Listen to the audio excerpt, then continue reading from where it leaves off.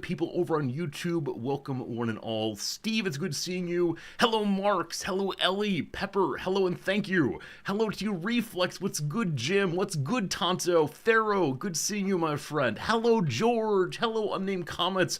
Hello to you, Flug. Hello, VOD viewers and everybody else. And I actually don't have the YouTube chat room open yet. One moment, in case someone comes by and says hello. Gotta have that one open because they're real people too. I swear, I swear, I swear. How's it going for you all? Anything interesting or fun happen in your Monday? Back to Monday all the way. I'm guessing this is the part of the year when many of you have to return to work after a little holiday vacation. I know it's always a little slow to get it back up and going again, but I hope that this year, 2026, is a good one for you. Do my pants work on the green screen? They're a grayish blue, I guess. They probably work just fine. This is amazing. I'm wearing gray and blue, and my pants are a combination of gray and blue. It must be, what, kismet? Is that the phrase? Possibly. Hello, Rocks. Your New Year's card finally arrived today. Congratulations. I'm glad it showed up. I know they're still out there. In a couple weeks here, I'll ask the question of if yours has not come yet, allow me to replace it or find a new one. Thank you for being a friend. Rocks Live. Rocks Live. Thank you for getting the New Year's card and deciding to respond by give me an old subscription. I really appreciate it a whole bunch, my friend. Hopefully your day goes well and enjoy looking at the New Year's card from my hand to your hand. Boom. Mail's amazing. Speaking of mail, Jim's email is organized. What does organized mean to you, my friend? Does that mean like you've deleted a lot of things or you've put them into file folders? I'm so impressed by people who keep their email organized in ways other than just deleting everything from their inbox. Or not deleting it, putting it into the archive. Noms has so many folders in her little Outlook thing. She has folders and subfolders, and she knows where to look for things, not typing in vague search phrases and hoping to find them. But no, I don't have any organization other than this goes into the archive, this stays unread, this is starred to deal with right away. And yeah, I don't know. A good yearly goal for you, the Great Email Purge. I've read some articles in years past about email zero. Just do a reset. Like, genuinely delete everything in your email box. If it's important, it will come back around again. Now, I'm not sure this is a good recommendation if you get your bills via email, but I understand the desire, right? We've talked before about different people and how many emails they have sitting unread in their Gmail box. And I mentioned a colleague who had tens of thousands. I think one of you said you had more than 50,000 emails sitting unread all the way. And that's ridiculous. But Jim, good job on the organization. May your ingenuity and effort be an inspiration to us all. What should I organize this year? What needs organizing? As I look forward on my desk, I see a lot of magic cards, so probably those. Nonetheless, an altogether good time through and through, and yeah, seriously, Happy New Year still. We can still say Happy New Year. It's not been a full week yet, but gosh, it's getting close, which feels so weird. It feels like only a day or two ago I was staying up till midnight, but yesterday we were back to only going to sleep at 10 p.m. Noms really wants that 11, and so we did the in-between and went to bed at 10:30, and that's just fine for me. That said, I have a question for you. I have a question for you all about sleeping. Related topic in just a moment. Hello to Yale JP. Welcome in, Yale. Hope today's good for you. Hello to today, everybody. Georgia, 57 unread emails on Gmail. Sorry, 57,000? At that point, what does the number even mean? Will you, like, why? Like, I think the number 57,000 unread emails is basically the same as either a million or 100. Like, the number there means nothing anymore. It's an unmanageable amount. Do you respond to these? Oh, then you're in the promotions tab. Just nuke the promotions. Use the little Google unsubscribe thing. Speaking of which, whichever one of you registered the Resorty account for a medical clinic in Brazil, I thank you. I can't get off the mail list. I've emailed them repeatedly. I've pushed their unsubscribe button, but I keep getting emails from this clinic saying like, "Hey, make sure to get your flu shots," and so on. So I don't know. All right, Noms and I had a disagreement. It is time to understand together the positions, and for you to vote, or at least give me some advice on what I ought to do. Email them repeatedly is a mistake, but I've emailed them and told them I live in Japan and I do not speak Portuguese. And so I have no interest in South American adventurism. All right, here we go. So, last night while sleeping, as we do, suddenly we heard beloved cat Fritz hop out of his little bed and begin to vomit. And little Fritz vomits very infrequently. It's a hairball kind of thing usually, though occasionally the hairball also has some liquid along with it, as cats do. And this particular vomiting was right at the bottom of the bed. Not on the bed, but just like on the ground, just a little bit down. Oh, yeah. Talking about the horrible sound. It's a really horrible sound. I think the only sound that I would hate more than the sound of cat vomiting is like someone breaking in, maybe. Anyway, he vomited on the floor just below where our bed is. What's a better word than below? At the foot of the bed makes it sound like it might all be on the bed. On the outer foot of the bed. Fine, whatever. It's like vomits, right? Terrible. I'm out of bed. Noms is still in bed. Despite feeling kind of not great, I say, okay, I must deal with this. I must deal with this and get back to sleep because it is the middle of the night, gosh darn it. And so, I go to my dirty clothes. I take out yesterday's undershirt and I put it on top of Cat Fritz's vomit and hairball. We do not have a trash can on our bedroom floor. There is no bathroom. There is no water. So if I wanted to clean it well, I would have to go down to second floor, get a towel, get some water, get some soap, then walk back up to third floor and clean it all up, possibly turning the lights on, again at 3 a.m., and then go back down to second floor and back up to third floor. Okay. So my view is this is not a problem that must be dealt with immediately. It is not something that's going to stink up the house or ruin the plastic floor or whatever.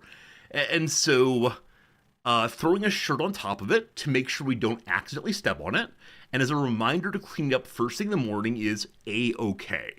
This is my side of the conversation here. Noms' view is that one should clean it up immediately.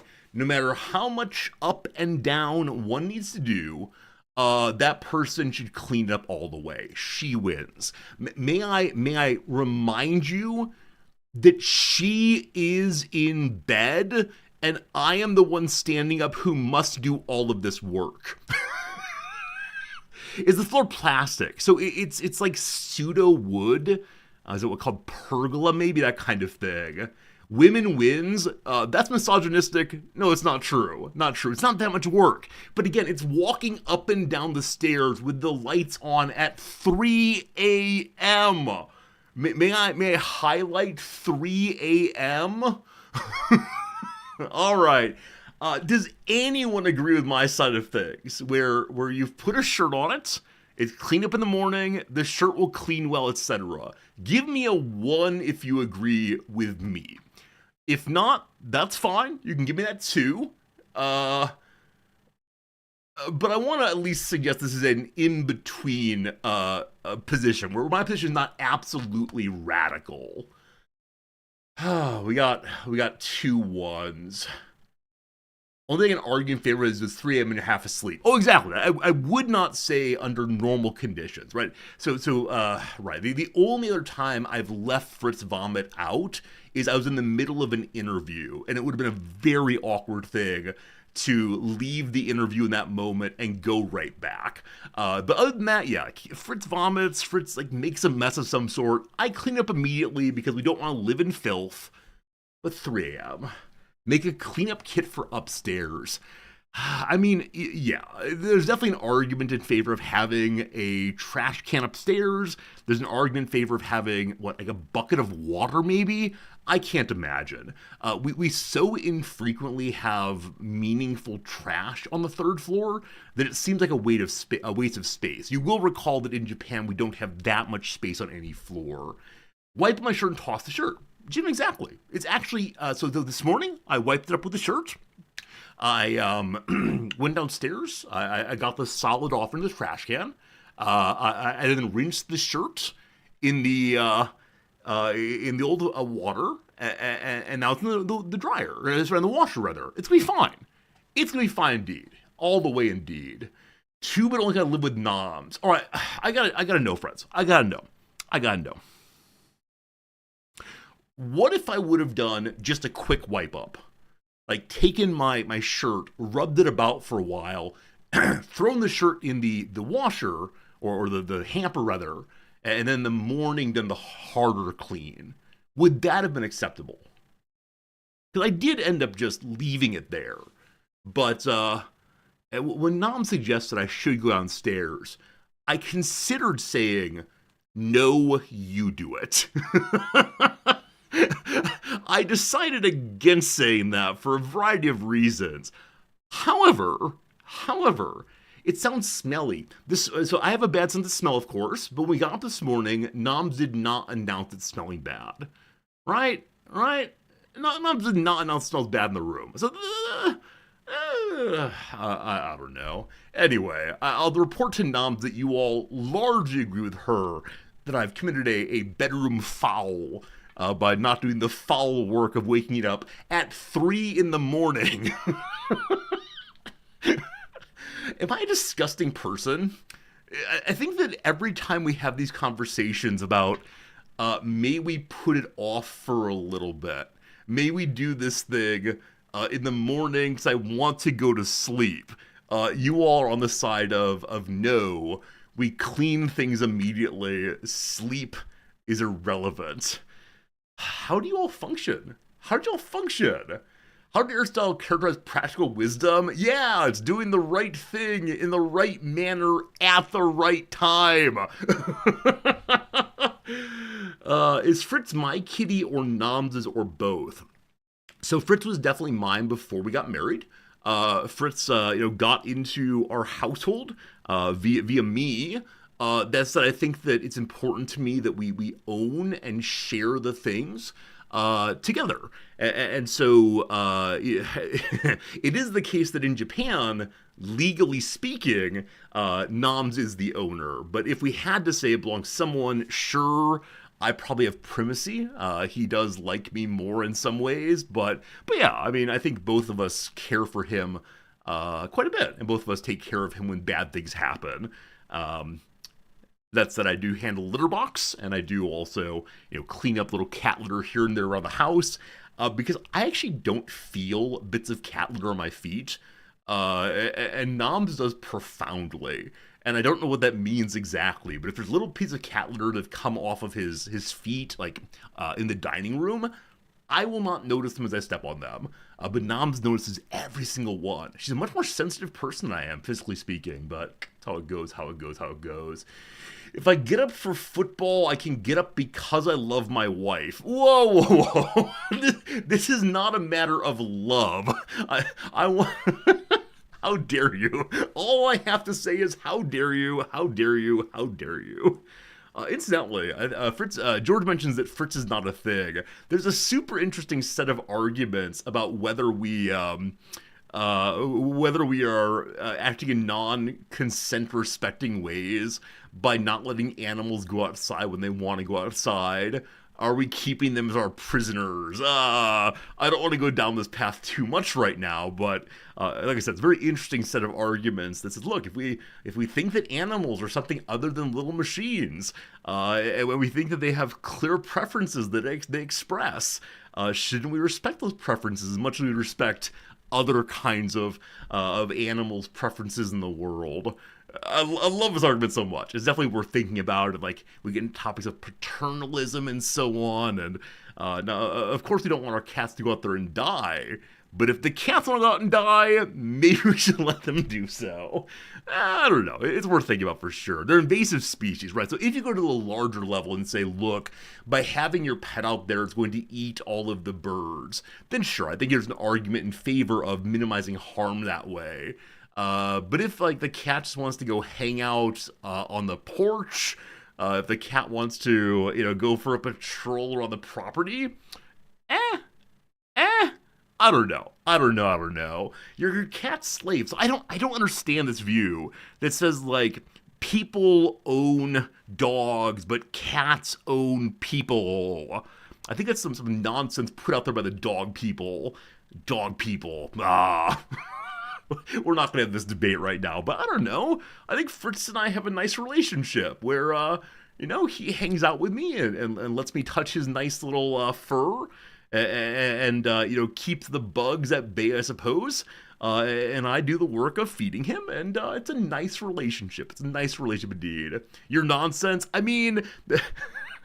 I am not affirming this. I'm saying it only to report someone else's view. I think the standard response when someone says that cat owners are slaves of their people, instead one says, well, dog people are incredibly needy who have to have some being that is always affirming them. Boom! Boom! Take that, dog people! Good. Anyway, I found these things. Is Fritz allowed outside? No. Fritz is afraid of the outside. I've tried to take him outside in ways that are very safe, like going on a porch, going on a largely covered kind of, patio. But the moment he gets outside, he's overwhelmed by the smells. He's overwhelmed by the colors. When he goes into his box, like his carrier, he hates that also. And so I think in some ways, respecting Fritz is about not having him go outside. And I don't know what exactly happened where he hated the outside so much. Part of it was definitely his upbringing of being an outdoor cat as a little thing, I think. But yeah, he does not want to go outside at all. Where Sash Bear does not have extra windows that can be open. He is not a cat that likes sitting in the window. He's a cat that likes looking at birds through the window, but he has no interest in actually engaging with them, to the best of my knowledge. I've never seen any move that suggests whatever, right? He's just an indoor guy who maybe could have had a different life, had he had different background experiences, but no. Cat Fritz is an indoor guy all the way, and that's okay for sure. Don't adopt a pet that won't be comfortable with the amount of space you can give them. It's so hard to know, though, right? In the same way that humans have different personalities, cats have different cat-alities, and it's hard to know ahead of time what they're going to want. And so you do the best you can to make the space you have good for them, and that means different things. Like I've definitely purchased my cats various kinds of scratching posts and little pet jungle gyms they can climb all over, and they have no interest. None. Zero. And the problem might be that I didn't introduce it to them very early in their lives. Sasha Bear, my last cat, really enjoyed sitting on the back of a chair, so she liked going up somewhat. But when it comes to, actually climbing on top of toys that I bought her, no. And I thought initially it was a problem with scent, that maybe the new factory smell was no good, but over the course of weeks, I would pet the cats and then pet the toys. I took their favorite toys and put them there and so on, and they just wouldn't. Twisty Tie is the best toy. I mean, Jim, I don't know if you saw, I actually am playing with Twisty Tie right now. It came with, my newly purchased USB cable thing. Bought it from Amazon because the old USB cable that lived here was beginning to fray right here. I don't think it was Apple official gear, but it's fraying there, and so the data transfer become very slow from my phone over to the computer. And I don't know exactly how that happens, but I didn't want to electrocute myself, and so we got a new one and a twisty tie. But yeah, I definitely have a cat who likes playing with trash before all else, though he will also play with basically any trash. Recently, I took a sheet of paper from a package that came in and crumpled down the sheet of paper and tossed on the floor. And man, Fritz thought that was great. Trash paper for a trashy cat. In today's game, Water Resort, he played with a twist tie. ooh, I caught it. I don't know. I like fumbling with little things. I'm guessing that most people do. Do any of you not enjoy picking something up and moving it between your hands or turning it back and forth? I know that for a while there, it was very special, or very popular rather, to have a special like fidget toy. The fidget spinner, those were all the rage for about a year and a half or so, and then at least in my experience, they've really dropped off. And I don't know if this is something to do with marketing, right? Because they were initially put forward as, oh, this thing is very good for people who like certain kind of stimuli, and it helps them to focus. And maybe it'll help you also. And then many people bought them, and they were great fun for a while, but then it just kind of stopped. Is this because they couldn't sell anymore? Is this because it was actually not motivated by a desire to help people, but instead a desire to make some money? I have some suspicions, but my guess is that basically everyone enjoys fidgeting from time to time, though some people apparently need or want fidgeting in order to focus. Speaking of which, this next semester in my new class I'm very excited about, I have a student who has an accommodation I've never heard of before, and I want to talk to them so much about it. So accommodations are ways in which people with diagnosed mental health conditions usually, but also physical troubles, have the classroom modified just slightly for them. So a person who uses a wheelchair might say, hey, I need a special desk that my wheelchair fits underneath. Or someone who has like anxiety might get a special doubling of time to take their examinations. Fine, whatever. This student, though, has a special accommodation that she is allowed to have one earbud in at all times and listen to music all class long, so long as no one else can hear her music. Does anyone know anything about this? Like, what does that help with, you think? Is it a matter of it's soothing? Is it a matter of it helps with focus? Like, again, I'm going to talk with the student and learn about this, but over my course of teaching, I've never heard this at all. I've seen many accommodations, but not this one. Reminds me of the movie Baby Driver. I didn't see that one at all. Maybe ADHD. So, Shepard, is the thought that having the music allows the person something else to focus on simultaneously?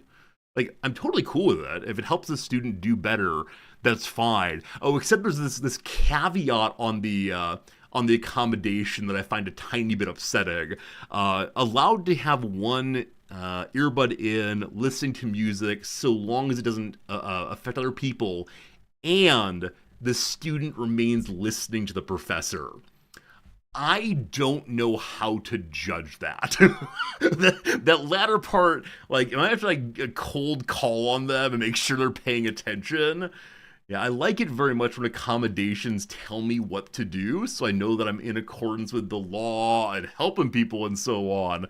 But when it tells me to make subjective judgments, it's tough. It can be used for tinnitus. It can be used for sensory needs calibrated or prime the appropriate mood. Okay, so you put on like rock and roll music to get fired up for class, and then during class have on some like we're on an adventure now music, bump, butterdunt, philosophy, butterdump, and then later in class becomes soothing. That's interesting. Yeah, I'll definitely email the student and just say, hey, let me know how I can help you. Happy to meet everything you've asked for, but would you mind telling me a bit about this accommodation? Would you let me know, like, how it works for you. I would never ask a student to to disclose their particular condition diagnosis. But just understanding human experience is so cool because I'm not someone who needs or even feels better with music going. I like it sometimes. I like music just fine. But when I'm working, it's not something that's essential for me. Hey, CS Prof, good seeing you. Talk to the accommodation office about the student. Yeah, absolutely, absolutely. Um, Unfortunately, the accommodation office here, when you email them, will say, thank you, please read the below, and will almost always only send like form messages that just insist you must do what the student asked for and blah, blah, blah, which I find that kind of bureaucracy maddening, but it's very common here. What is Noms about the accommodation? I haven't talked to her yet. Yeah, I haven't talked to her about this one yet. I only saw the email this morning, and she was already getting ready for leaving. And I try not to bring up interesting topics just before she goes, rather, or else I'll be late to stream and she'll be late to work, and it's a real issue. Walk down to the office. Yeah, yeah. My school, like a lot of Tokyo things, there's not nearly as much space as one wishes there were. And so I believe the accommodations office shares space with some other office. And the two groups switch back and forth who is in person from day to day, week to week. And so yeah, we don't have nearly as many on-campus things as many schools do. Instead, a lot of them are people who work exclusively online. And the president here doesn't like that. The president believes in like the manager's eye theory of productivity. If someone's not watching, you're gonna slack off, buddy. But because of the lack of space here in Tokyo, even though we're buying yet another new building, how exciting, there's just not enough space for classrooms and offices and though maybe someday. The big hope is, this is awful to say, so our university doesn't have a permanent location. It rents most of its buildings. The big hope is that some other university fails. As you know, the population rate is going down here, and so there are too many universities. And so if some large campus university were to fail, we can then just slide in there. I don't want to wish for other universities to fail, but wouldn't be the worst thing in the world for us. And part of it's really interesting. Like we have nationalized education here. There are private schools, but most universities are nationalized, such that the state is very clear about at this university we take in this many students. We focus on, we focus on these kinds of topics and majors at this university, and then at that university we do these other things. And it's a way of ensuring that there aren't too many positions of overlap between them. But at least in Tokyo, we have lots of interesting research symposia and so on, and different schools will make sure students have access to gen eds and so on. But yeah, it feels kind of bad to hope for a school's failure and the Ministry of Education to shut somebody down, but with population going down, it will almost certainly happen, and then we'll maybe have a full permanent campus and punchline. Then I can go walk down to the accommodation offices. All right. I have two Reddit pages to show you. I don't know if the anti-Reddit people here yet, but number one, a bit of Japan news for you, seen earlier today, rather. I give you, yesterday, the most expensive tuna of all time was auctioned in Japan. So the Japan auctioning of fish thing is something that I have never gone to. It happens every morning over at one of the big fish markets. This fish sold for $3 million. Hello, big boy. $3 million for a fish.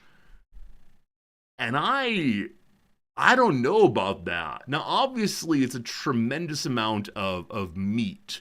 Obviously, it's going to end up, I don't know, making a whole bunch of sushi. I don't know if this is just one restaurateur. I haven't actually read the article because I'm a standard Redditor. But $3 million for a tuna fish. It's crazy, crazy. So I'm guessing that fellow might either run a large number of sushi restaurants, and so he can distribute across, or I don't know, is he a very fancy chef who wants the best out there for his clientele? Oh God, tuna inflation. I mean, the Japanese currency is struggling right now. But this is one of those internal to Japan situations, right? Almost certainly the buyer, seller, and fisher person are all Japanese. So transactions that happen fully in Japan are ones that don't suffer from the inflation issues nearly as much as the ones that are involving imports and exports. Yeah, exactly, Eyes. It's lucky to get the first fish of the day, and yeah, it's really a fish auction. And so people will come in and say, okay, I want to buy a fish of this weight. And they'll put the fish forward, and you call that you're going to buy it. And then someone else gets your fish instead. And so you go with your second best fish. And it is the case that not everyone gets all the fish they want every day, especially with the recent reduction in in how much we're catching. Japan apparently is trying to limit itself a little bit because of overfishing concerns, but yeah. Is it a remarkable quality of meat? Yeah, I don't know. I mean, it must be, right? These are experts. These are people who know a lot about the situation here. And so they must have a good reason for buying it. But what an ostentatious display of wealth in one sense, but also like that's a lot of money, frankly. All to say about that: $3.2 million. What's the top message? Here we go. So he owns a large sushi chain, auctions for publicity and for good luck also. Very good. As expected, large sushi chain, that would do it all the way. It's someone for show and support the industry. Okay, so it might be a quasi charity move. And as mentioned, we all look at this picture now and say, hello, big boy. Now, I can't read the kanji on any of this, unfortunately. It is possible that, let me see. I'm trying to match and see if he has the name of his restaurant on the fish. The answer is no, but you're seeing his restaurant name right here and back there also. So there you go. What a happy man. Happy man for getting the best fish. Zoom enhance. We could do it, but I've got my Japanese lesson later today, and I don't feel like thinking about Japanese yet. Number 2, also from our friends over on the Reddits. A banned conversation list in a deli. None of these topics are ones that I would care to discuss, but I wonder how they handle this. Like, I guess I want to discuss politics and maybe the burning of the Library of Alexandria, possibly. The majority of these are pop culture discussions about what sports and celebrities and so on. But yeah, I don't know. I wonder, do they enforce it by actually like going out to the counter and saying, no, you can't discuss this? Or is it just a hee ha ha kind of thing? I don't know. Yeah, Ben Affleck's up there twice. One is an actor, director, and writer, and one, as you see there, is a Batman, Daredevil, and human being. So, yeah, many of these things are, what do you think of, like, trashy TV, press gossip kind of things, but how would you feel if you went into a restaurant and there was a list of barred conversations? Like, not necessarily this one. I know many streams do have a list of things that one may not discuss. You may not discuss your age. You may not discuss politics. You may not discuss backseating the streamer, whatever it might be. But how do you feel about spaces that say you're welcome to come here, but you may not express your views on whatever it is? Like, the easy American view, of course, is rabble, rabble, rabble. It's their building. They can do whatever they want to with it, right? It's private property. They set the rules. Yeah, it is indeed the loser Dallas Cowboys you also may not discuss. I don't know. I think it's a I would feel weird. I mean, with this list, I wouldn't feel so weird, except you will recall I'm a political philosopher, so number 2 in the first line is a bit of a problem, possibly. But, I don't know. I don't know. It would be a strange thing. It definitely lays out a certain view of people that I find questionable, right? That it's not possible to discuss these things in a way that is productive and interesting. I don't know. I don't know. Yeah, they use it to form a brand. Exactly. Maybe it's a joke. I mean, I'm really curious. Like I said, I'm really curious if they hear someone talking about Back to the Future, apparently, would they then be willing to go out and say, no discussing Marty McFly here. You take your Marty McFly down the street. Tiger Burning, you might indeed be right that the only one they actually care about is politics, and the other ones are ha ha he he.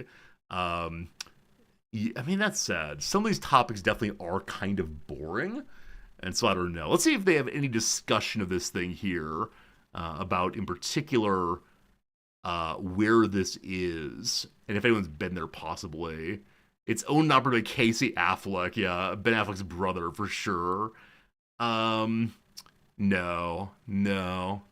So maybe it's from Northern Virginia, possibly. Oh, here we go. Celebrity Deli in Falls Church, Virginia. Some of you live relatively near to that. I need you to go there and ask them, do they actually enforce the rules? If you would. Let's go ahead and see. Exactly, Jim, get to it. Jewish Deli in Falls Church is labeled as. Oh, that's that. Is this meant to look good? I don't think that sandwich looks good to me. Partially because I'm expecting to see like some very tight sandwich with what's it called? Reuben sandwich, I think, like with the tightly packed corned beef, possibly. This is too messy. Exactly, Strawberry. It's a pile of food. It's not a. It's not as like. Where would I start? I see that and I don't think sandwich. I think fork, especially the part on the bottom there, right? Oh no. It's leaking on the bottom. This is as bad as leaving cat vomit on the floor overnight. All right, when you do visit site, it shows you a bit of the inside there. Celebrity Deli. There's the Reuben. I promise we won't spend all day on. Yeah, that's what I thought I'd see. That right there, I thought I'd see. I still don't like it. It's being served on the floor.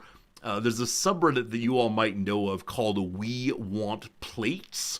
And the We Want Plates subreddit is primarily about items being delivered to one's table with very goofy utensils and flatware and so on. It's a cutting board. It's too big to be a cutting board, right? It goes and goes and goes in all directions. I believe that it is a floor. And you can't challenge me because it's twitch.tv/resorty. Thank you.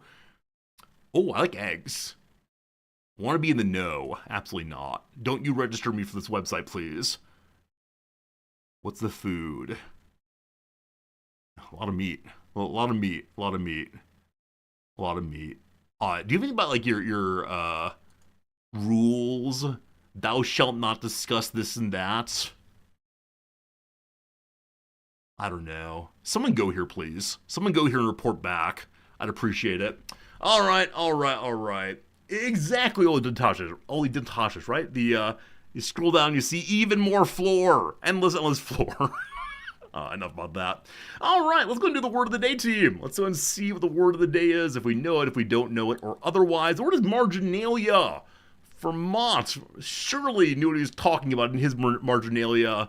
Some years back, I got to hold one of my favorite philosophers' first edition, in which he had actually a different way around. It was a first edition copy of Thomas Hobbes's Leviathan that had commentary in the margins from one of my favorite philosophers.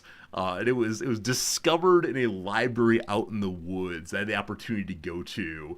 And there's so much to talk about with it. One of my dear friends wrote a book in Harper's Essay about it. You know what? I'll mention this. I've alluded to this before.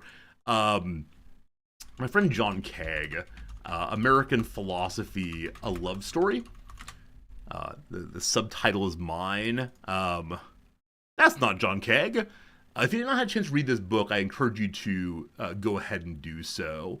It is a really good book about a beautiful library out in the forest of New Hampshire that a family was trying so hard to preserve, but they had no money to do it. And yeah, I'd recommend checking this one out. John Kegg's a dear friend of mine that haven't seen in years and years and years, but he's a good guy. So there you go. This book was very highly regarded when it came out. I think like top of New York Times and so on. So strongly encouraged. Check it out. All good. Marginalia is a plural noun that refers to notes or other marks written in the margins of a text and also to non-essential matters or items. Was it commentary or marginalia? It was things like compare this to Kant and then like definitions and so on. So it wasn't like full page commentary, but instead, little notes and messages and so on. The book that is the centerpiece of my dissertation, back in grad school, I read through fully like 4 or 5 times. And each time on the full read through, I'd use a different color of pencil or pen. And so many of my pieces of marginalia from prior read-throughs, I'd have to mark out and say, "You fool," because my view on the book changed the more time I read it through. Alright, it's a plural noun, good. I love flipping through my literature textbooks to find the marginalia left behind by former students. Or, she found the documentary's treatment of not only the major events, but also the marginalia of Scandinavian history fascinating. In the introduction to his essay titled Marginalia, Edgar Allan Poe wrote, "In getting my books, I've always been solicitous of an ample margin. This not so much through any love of the thing in itself, however agreeable, as for the facility it affords me of penciling suggested thoughts, agreements, and differences of opinion, or brief critical comments in general. I often say to my students, this is a good way to begin being in conversation with the text. Instead of treating the text as being the authoritative judge on all matters, you say, I'm not so sure about that. Or you write down, let me think about this. And you go back later and have that conversation and see where you are on the ideas. Back when I was first being raised in a Christian church, I was taught this. That it's a good idea to write in one's Bible. And for some people, this is outrageous, right? The Holy Scriptures should not be defaced by, further human writing. But for me, it was very freeing. The thought that this book could be one that I would talk with. Now, of course, that's a little dangerous. It's like the strong Protestant view that all people are able to interpret the text well. When truthfully, as like a 15-year-old, I had no idea what I was writing other than, I should probably have better thoughts or whatever. But I think it's an empowering move for the reader to say that your thoughts matter enough that they should also be in the book. It's a way of taking ownership of the text and so on. Anyway, at the time the essay was first published in 1844, marginalia was only a few decades old, despite describing something, notes in the margin of the text, that had existed for centuries. An older word, apostille or apostille, refers to the single annotation made in the margin, but that word is rarely used today. Even if you're not, like Poe, simply ravenous for scribbling in your own books. Oh, ravenous, quote the Raven, that's very clever. If you're not like Poe, simply ravenous for scribbling in your own books, you likely know marginalia is a telltale sign that someone has read a particular volume before you. Some years back, I bought a specialist book on my subfield that already had marginalia in it, and the marginalia was just wrong. It was fun to read along and say, okay, well, why did you think that? What led you? It was good fun. This word I don't know. How's it said? Okay, so either apostile or apastel. Yeah, apostile, fascinating. I wonder if its root is the same as apostle or apostolic. Yeah, postilla meaning notes. Fascinating, like post-it notes. Fun. All right, we learned a word today. Here's the bottom part. You got it already, I'm sure. What 5-letter word refers to both a part of a book and a part of the body. You know it, you know it. Maybe you have one, maybe you don't. It is the appendix. Happy appendix, everyone. The spine. 5-letter word. You fool! Someone thought he was being so clever, but doesn't know how to count letters. Spine. You all got it and I didn't. Man, that's how this stream works. I said before that I struggle quite a bit with knowing how many letters are in words where Noms gets it instantaneously. This is a case where I know appendix is more than 5 letters. I just wasn't thinking. All right, let's do some trivia. Good luck, everybody. Fingers crossed. Science and Nature question number 1. Ecologists rejoiced in 2022 when what mammalian indicator species was spotted in the Detroit River for the first time in a century? Across the land, thank you for your congratulations. I'm pretty excited about it. It's good seeing you. Thank you for your warm words indeed.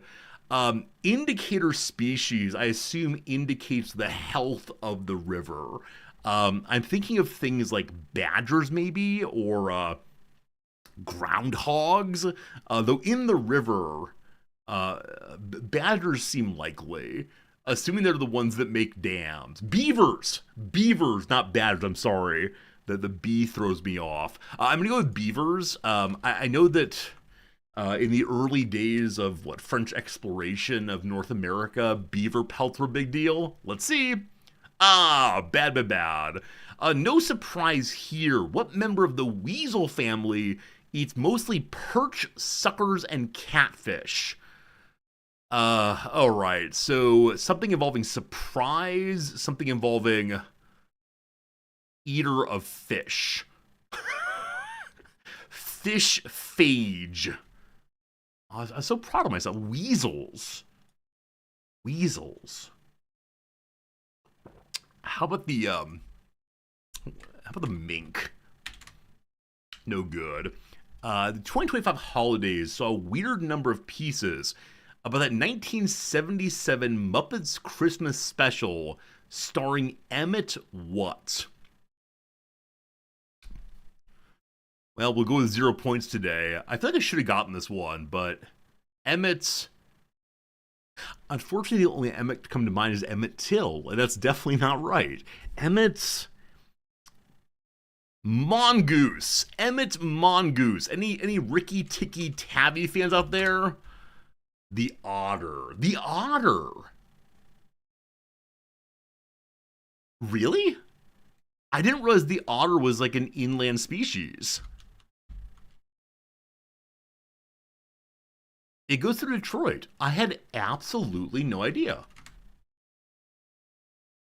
Oh, I don't like that. I look for otter and I get a software company first. Huh. This is pure ignorance on my part. I would have never gotten this one, frankly. River otters are very common. Yeah, I'll just say I didn't know that, frankly. Yeah, I know sea otters. Huh. I'm guessing these didn't exist near where I grew up. The North American river otter. Huh. Endemic to North America.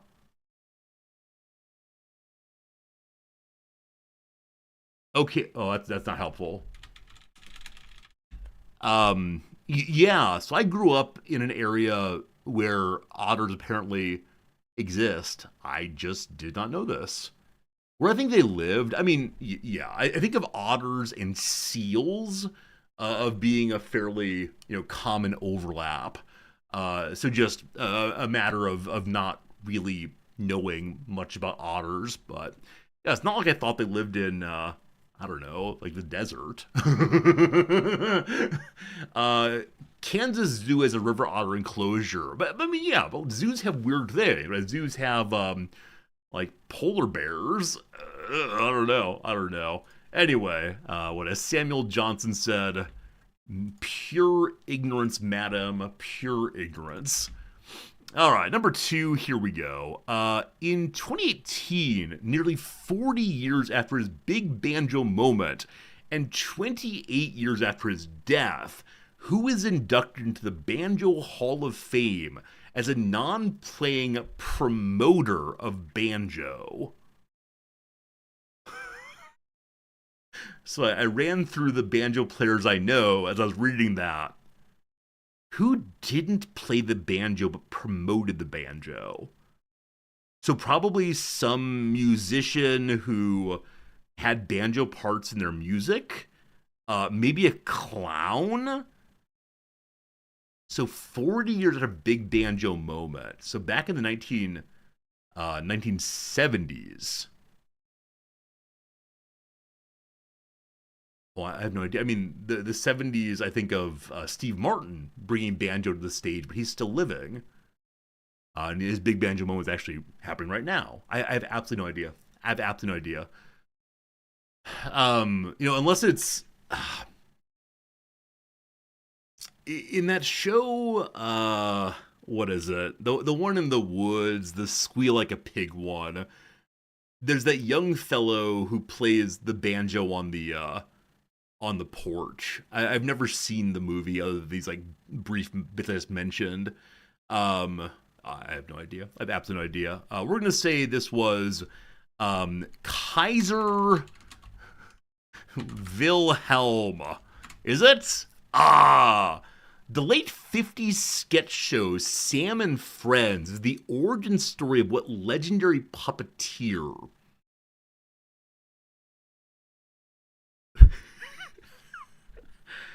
So it's not Lamb Chop and What's Her Bucket. There's that Mortimer Sneed guy. Is that right? Mortimer Sneed was a puppet. There's Howdy Doody, I guess. But who on earth controlled Howdy Doody? I have no idea. We're going with Howdy Doody, though. Doody. Oh, it's Jim Henson. It's Jim Henson. Kermit the Frog. Kermit the Frog plays banjo.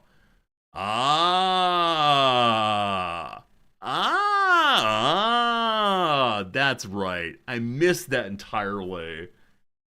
So Jim Henson doesn't play banjo, but Kermit the Frogs does. That's right, that's right. Hey, Spalter, good seeing ya. So Earl Scruggs lived until much later than the 90s. I think he died in the past 10 years. Fascinating. I would have never gotten that one. Question number 3. Ruling from 1271 until a Han Rebellion in 1368, China's Yuan dynasty was a remnant of the breakup of what empire? Was it the Mongols?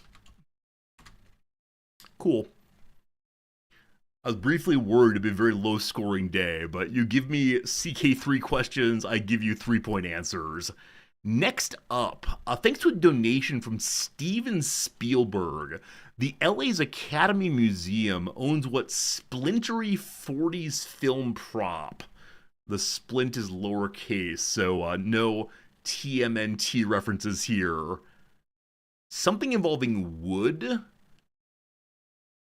1940s films. I don't know. Like a broken baseball bat. Like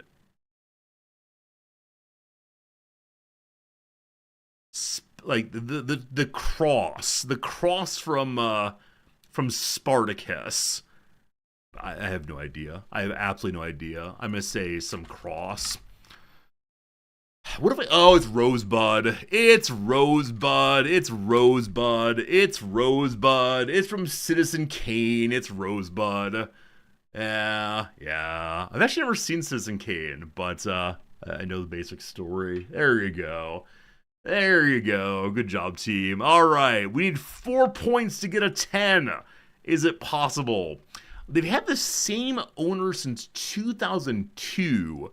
So what rent-a-car movie often shares buildings with Avis? Is it Enterprise? Is it Alamo? Is it... I don't remember any other rent-a-car places. I'm saying Enterprise, but I think it might be the biggest one, but... Let's see. Enterprise. Nope. Found a way back in the adolescent internet era of 2004, the finance app YNAB stands for You Need a Budget. Budget rental car. I had no idea. But there you go. We got 8 points today. I'll take it. A complete X on Otter. Just a gap in the old knowledge. But fun stuff. Fun stuff indeed. I know. I think some of you are using You Need a Budget, even these late days, 22 years later. Is this on Steam now? I think there's some finance app that one can get through Steam that's been very useful for some people. We do our budget just on Excel, like an old. Actually, we do Google Sheets instead. But there you go. How is this today compared to other folks? Okay, basically the same as average. All cool, all cool. Yesterday was a question that like 70-something people did not get. I look forward to seeing that on January's Toughest. Otters, most people got, who got in 2. Jim Henson, most people found via Sam and Friends. Oh, is Mortimer Sneed an actual character? I think he's from, Snurd, sorry, like from a radio show. Is that true? Edgar Bergen is who I was thinking of. Edgar Bergen. There you go. Yeah, this is a Charlie McCarthy is Bergen's primary puppet. Yeah, these early puppeteers would allegedly do ventriloquism on the radio. And the hosts would promise up and down that they weren't moving their mouth when they did the other character's voice on the radio. Absolutely delightful, absolutely fun. Yeah, I think for like professional esteem and reputation, they probably did, in fact, do a full ventriloquism act in front of the host, but it's just a weird thing to think about. It's a weird thing to think about a visual stunt being done in a non-visual medium. Mongol Empire, hey, those who got it in 1, very good. Rosebud, most of us got in, actually, most people did not get it all. A plurality of people, blah, blah, blah. And then Budget Rental Car, most has gotten 2 also. There you go, there you go. I give you today's trivia. Now time for figuring out what this redactyl is. Yesterday, we struggled immensely until we got to the cheating portion. Yeah, our knowledge of Ghanaian politicians is very limited, unfortunately. Let's see how today goes. Here we go, team. Here we go. Blank is a blank blank of blank blank blank. I give you a lot of starting blanks. Good luck, everyone. Modern is number 1. Wow. I'll go ahead and fill in the modern day.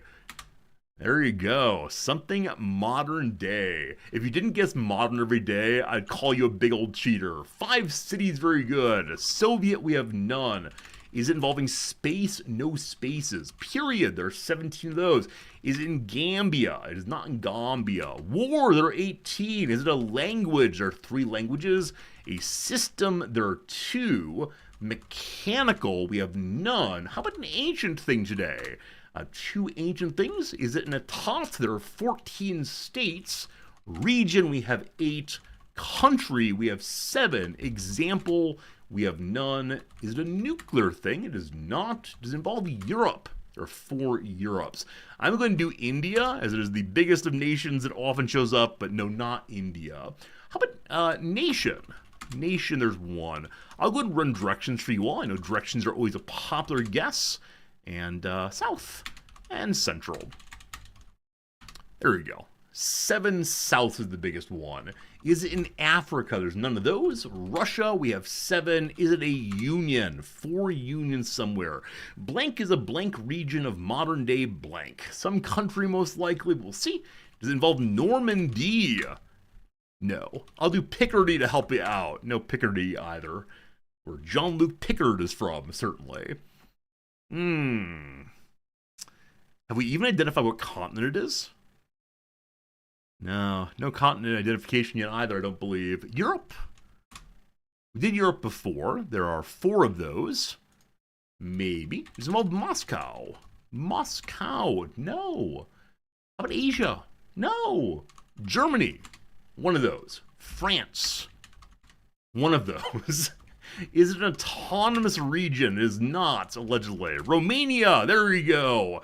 Something is a blank region of modern-day Romania. Who has played in that part of the world in Hearthfire and Foremost, likely? Is it America? No. Spain, we got none. Is it Transil? Vane. Yeah. Nope, missed the L. Vania. 15 of those. Very close. Is it Wallachia? Hey, well done. Well done. I don't know if I'm saying that right. It might be Wallachia. I should have said Crusader Kings 3 is what comes to mind more on that one. Good job, Radicus, getting it first there. Well done, everyone. Wallachia is a geographical region of modern-day Romania, as well as one of two historical Romanian principalities that laid the foundation for the establishment of the modern Romanian state. It's situated north of the lower Danube and south of the southern Carpathians. The V, Wallachia, was traditionally divided into two sections, Muntia, Greater Wallachia, and Oltenia, Lesser Wallachia. Dobruja could sometimes be considered a third section due to proximity and brief rule over it. It as a whole is sometimes referred to as Muntania, through identification with the larger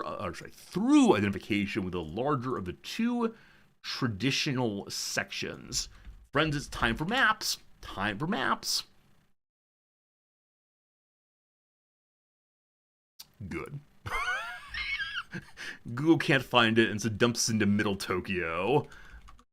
Really, Google? You're gonna do this to me? Get Victoria 3. Victoria 3, Seek A3. They're there. Here you go, team. Could you have identified Romania on a map? I'll tell you honestly, I can point vaguely over here, but it's one of those countries I don't know terribly well. But there you go. There you go. Romania, just north of the Orthodox Empire. Bulgaria's over here also somewhere. But there you go. That's what we're looking for. In Europe, circa 1812. Good old circa. A little hand wave inside the history of places. Friends, it's time now to do the Rizdactyl. What a good time. We have hundreds and hundreds of submissions. We'll get to every single one of them someday. On the screen, I will pull up a Wikipedia page. You will be allowed to guess. I'm going to go ahead and do a random one. There are 252 items. Oh, really, Jim? You would have thought that Bulgaria is over like with France and Italy and so on, like Switzerland?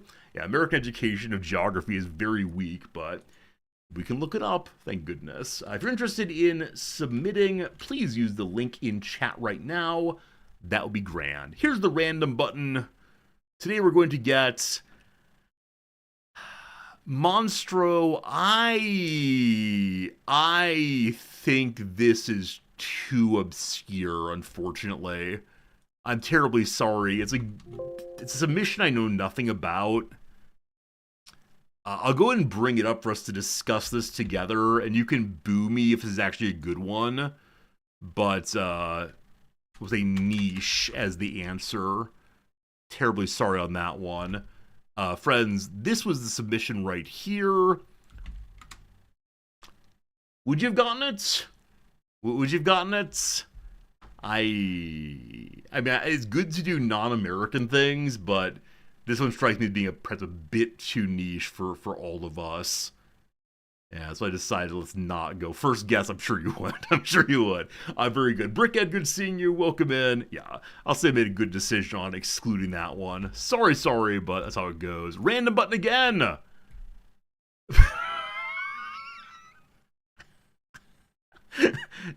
Not right now. Not today on that one. Don't you worry. We'll get to that one again soon. Okay, this one's submitted by Shadow Avatar. Shadow Avatar, this one is yours. We have a Wikipedia page on the screen right now. Shadow Avatar submission. Good luck, everyone. Any yes, no question you want to. I wish you the best of luck. Good luck. Good luck indeed. Is the Chijon family? It is. How'd you get that? It is not that. Is it an avatar? It is not an avatar. Is it marble? No. Is it a place? It is not a place. You like to imagine when I laugh happily it's one of yours. Rock Smasher, they're all yours. You do so well. Is it a person? It is not a person, no. Not a person, not a place, not an avatar, not the G. John family. Is it intangible? It is not intangible. Is it Venezuela? No, that last one was not Venezuela. It was something else I didn't want to deal with right now, but it's nothing like horrible. I just don't want to deal with it. Could you light this on fire? You could light this on fire. It would indeed burn when exposed to a flame. That's an oldie but a goodie. It would burn. Yes, yes. Tangible, burnable. What else could it possibly be? This does mean, of course, that it is a thing, if it's tangible and burnable. Is it an object? It is indeed an object. Is it or has it ever been alive in part or in whole? Yes, it has been alive in part or in whole. Is it man-made? It is man-made. Does it have words on it? In some cases, yes. Can I hold it in my hand? No. Is there only one of this? No. Can it cause someone to die quite easily? I mean, yeah, I guess. Would people be mad at you if you lit on fire? Yes. Would it shatter if frozen? Shatter, no. Crack, yes. That's a fun question, Jim. It would definitely crack. Would Noms like it as a present? I don't think so, no. Nope, not a present my wife would like. Is it bigger than a bread box? Yes. Is it made by a professional? Yes. Is a professionally created thing. Is it unique? It is non-unique. Non-unique. More than one in the world. Is what it is when it was alive now extinct? No. The living or previously living portion of it is non-extinct. Is it found in a house? Not commonly. Is it made from wood? It is made from wood. Is it currently manufactured? Yes. Is it mass-produced? Probably not. With enough will, could you eat it? I mean, there's people with, what, pica, who are able to, like, get whole cars into them. So, yeah, I guess so. Is it made with leather? No. Not to my knowledge, at least. Not to my knowledge. We are now learning about things. Is it related to religion? No. Not made of religion. Made of religion, sorry. Is it made with feathers? I don't believe so. Is it used in industry? No. Is it made by a carpenter? I'm going to say no on that one, but again, with wood involved, I don't quite know what a carpenter does. Is it related to sport? It is not related to sport, no. Nope, nope, nope. Nope, nope, nope. Is it decorative? Not really. Is it related to music? It is related to music, yes. Is it majority wood? It is majority wood, yes. Is it related to entertainment? It can be. Is it associated with a region or a culture? I don't believe so. I mean, you could say it is, but probably not. Is it a Stradivarius? No. Is it furniture? No. Do people consider it art? Possibly. Is it a musical instrument? It is indeed a musical instrument, yes. Yes, it's a musical instrument. Was it in existence after 1900? Yes. Is it a bassoon? No. Is it a djembe? No. Is it a string instrument? It is not. Is it a hurdy-gurdy? It is not. Nor is it a street organ. All good, though. Is it a guitar? It is not a guitar, no. Is it a didgeridoo? You shouldn't guess that. It's a didgeridoo. A joke I made this week on YouTube. Very good. Is it a violin? It's not. Is it a bongo? It is not. Is it a percussion instrument? It is not. Is it a woodwind? Yes, it is. 'Tis part of the woodwinds. Is it a flute? It is not a flute. Is it an oboe? It's not an oboe. I think we'll get this one. I think we'll get it. Is it a clarinet? It is not a clarinet. The piccolo, no. The recorder, no. Is it single-reeded? It is not single-reeded. Is it a register? No. Recorder? No. A congling? I don't know what that is, but no. Harmonica? No. Penny whistle? No. Again, it's not single reeded. That really narrows things down. Saxophone? No. Is it a bassoon? It's not a bassoon. Is it a hacklephone? No. A piano? No. The bagpipes? No. No. An organ? No. A horn? No. An ocarina of time? No, but I love that. Absolutely love it. You don't know which instruments are double versus single reeded? That's okay. Is it an orchestral instrument? It is an orchestral instrument, yes. Yes, it is. Part of the orchestra. Did any of you know, like, is Benjamin Britten's Young Person's Guide to the Orchestra? It's a really lovely little piece in which a narrator explains the parts of the orchestra, and they instruments come in one by one, section by section. You hear each portion of the orchestra together. It's very good. Accordion, no. Whistle, no. English horn, no. Did Chuck Norris invent it? I don't think so. Hacklephone, no. Is it a woodwind? No. All right. Hey, there we go. I'm comment. It is the contrabassoon. The contrabassoon. The big boy bassoon all the way. So the question I need to ask is, was it unfair of me to say it was not the bassoon / a bassoon? Does Unnamed Comic get the points, or does much earlier Philos get the point? I don't know. It says it's a larger version of the bassoon, which means it is not a bassoon proper. I don't know. It is a bassoon? See, this is the question then. Do I give the person who first said it is a bassoon the points? Or do we go with the first contrabassoon? It's a type of bassoon? Alright, Philos, you get the points. I was trying to be silly and fun. I should have said it's a type of bassoon, but then it just becomes a typing race. Anyway, Philos, you get the points. Congratulations. Those are your first points, I believe. Philos goes to Comet. I'm sorry. I already gave them away to you, so that's how it goes. All right, friends, time for a second one. Time for us to do one that was submitted in the past day or two. Unnamed Comets has a submission from earlier today. As usual, if you win one, you go next. Though Unnamed Comet didn't win. Ha ha! I don't know how this game is played. Alright, on the screen I have one from our friend Unnamed Comet. Any yes, no question you want to. It's a fun one, and I look forward to seeing what you do with this one. I'll take your questions now. Here we go. Is it a place? It is not a place, no. Is it a saying? It is not a saying, no. Is it a double bassoon? It is not a double bassoon, no. Is it a person? No. Is it tangible? Yes. It is a tangible thing. Did it happen?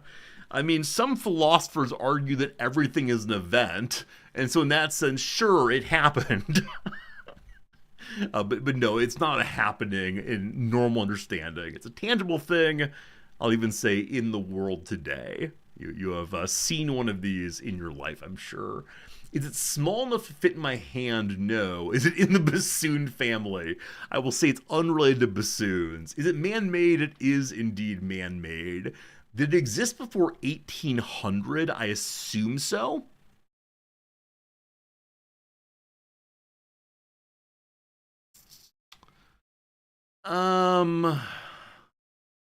The answer is no. It did not exist for the year 1800. I'm sorry for that. Can you marinate it? I suppose so. Would it fit in a bread box? Yes. Would the average person eat it with pleasure? No. Is it unique? No. Would it freeze if left in a standard freezer? It would get frost on it, I think. That's probably all. Could it be easily transported? Yes. Did it involve a gathering of people? Not necessarily. Would you be more likely to find this in your grandparents' home or your own? That's a great question. I think it's more commonly found in grandma and grandpa's house than yours, assuming that you're a young, hip person. Finger gun. Can it only be made with modern industry? No, it can be made without modern industry. For sure. For sure. This is fascinating. This is fascinating stuff. Love learning this. Can it store bread? Sometimes. Is it North American? No. Is it religious? No. If you smash it with a hammer, it break into many pieces? No. Is it strawberry candy? No. Does it require electricity to work? No. Is it from a specific region? Yes. Hello, Solar Sigil. Good seeing you. Is it a tool of any kind? I'm going to say no on that one, though. I mean, as always, we can argue it out, but probably no. Is it a container? That's a great question. Arguably, yes, but I'm going to say no, it's not a container to avoid confusion. Will all of you know this? You will absolutely know this. It is part of your experience, yes. Is it solid? Yeah. Is it decorative? It can be. Is it associated with Switzerland? Not to my knowledge.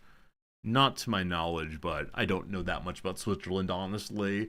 Does it make noise? Not normally, no. Is it from a specific time period? I mean, everything is from a specific time period, but if you're asking, is it still around today? It is still around today, yes. Is it edible? Not in the normal sense, no. Is it involved in food prep? It is not involved in food prep, no. Unnamed Comment has submitted some absolutely wonderful comments here to help us get it figured out, but we'll see. Is it heavier than a house cat? It's not heavier than Cat Fritz, I'll say that. I haven't picked up a normal sized cat in a very long time. So I'm gonna say it's of similar weight than an ordinary house cat. Is it associated with a country in Europe? It can be. Could you buy one on Amazon? You could. Would I like it as a present? Gosh, would I? I think it's a good present for old resorties. Is it a Hummel figurine? No, no, no, that's far too fragile for all resorty. All of that, all of that. Is it a gold bar? It's not that. Is it from Switzerland? It is not originating in Switzerland. No. Not primarily Switzerland. Can it rock? No, it is definitely not rock and roll. Is it made of wood? It is not made of wood. Would it be at home with stationary equipment? If you mean like writing stationery, no. If you mean things that don't move, maybe. Is its purpose to entertain? No. Is it made of metal? No. Is it expensive? I mean, it can be, but isn't necessarily expensive. Is it a rare Magic the Gathering card? It is not. We've done one of those. We will not do another one for a very long time.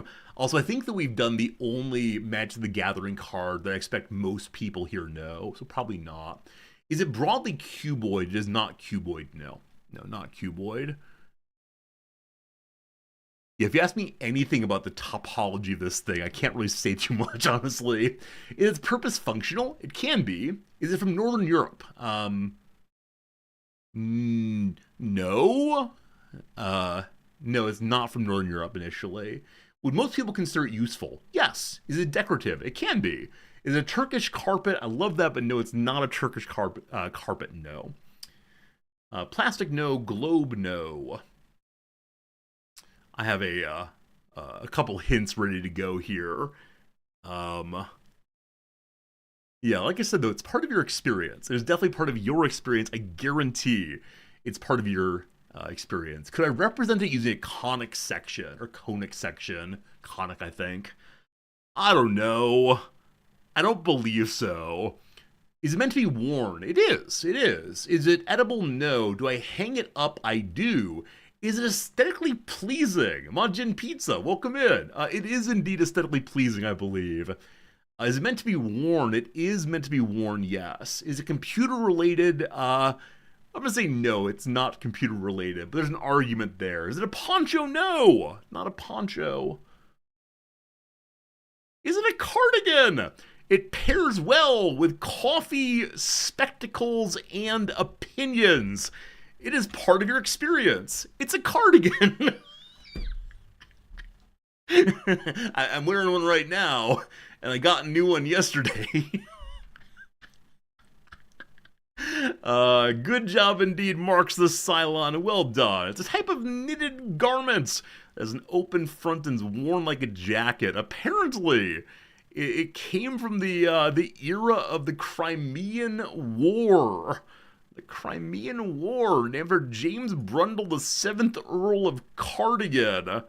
Look at this man's ridiculous facial hair. I wonder how people would react to someone having facial hair like that. Would they stay away from that person or be entranced by them? It probably depends where the person is. Like, if I saw that guy making my sandwich, would not be a big fan. If I saw him, I don't know, smoking a pipe and offering opinions, I might be all about that. And so apparently during the Crimean War, people wore this kind of coat. He invented the cardigan after noticing the tails of his coat had been burnt off in a fireplace. So a jacket with no tails. There you go. There you go. There you go. I love cardigans. The cardigan I got a couple days ago, which is in a different room right now, on its instructions for use says, please allow to hang separately for 2 days after use. So you're only supposed to wear it every 3rd day. Now, the cardigan I'm currently wearing, I have worn almost every day for the past, 4 months. And I've done this for 3 years in a row. So I don't know if I'm mistreating my cardigans or if this is a scheme by the cardigan industry to get me to buy at least 3 of them on rotation. Now, with that said, I actually do want a brown one very much. I have very limited fashion sense, but on this thing, I am quite interested in having more. Remember to wash it? So the new one says to wash it very carefully, that it will shrink in a big way, as made of lamb's wool. But like when I smell it, it doesn't smell bad, right? Because I wear it, it's the 3rd layer away from my body. And so it doesn't smell bad to me. My wife has a very sensitive sense of smell, and so I believe it's the case that she would let me know right away that it was in bad shape. But I'll say honestly, I have not washed this cardigan ever. Is that a possibility? I've never watched this cardigan. For the 2nd time in the intro today, I might indeed be a disgusting person. Alright, Mark's won that one. Mark's has one submission here, but I'm not going to do it right now. Alright, Rock Smasher really wants me to do one of theirs.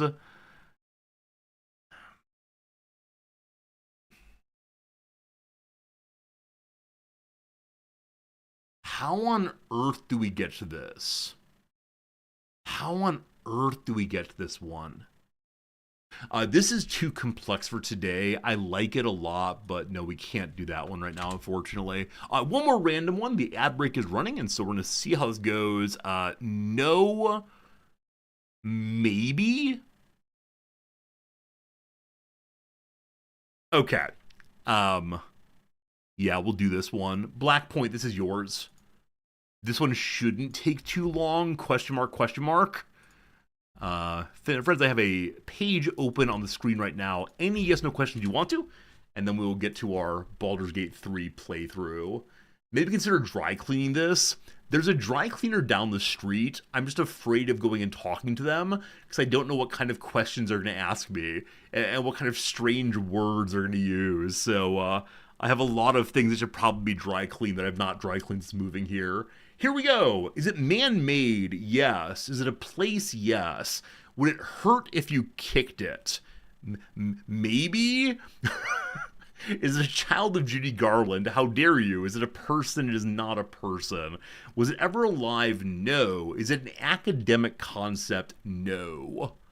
Did it exist before 1800? I'm going to say yes. I'm going to say it did exist before 1800. Absolutely. Is it intangible? Maybe.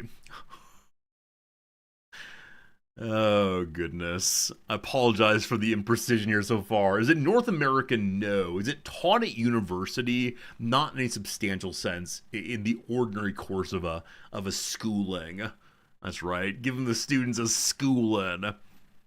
But no, not usually university. It might be mentioned and discussed, but it's not the centerpiece of anything. Is it a crater or a valley? It is not a crater or a valley, no. I'm actually going to revise just so we don't get too confused. It is not tangible, and if you could not kick it, there you go. Is it fictional? Maybe. Is it commonly bought and sold? No. Klaus, I like it. A shirt is dry clean only. It means it's dirty.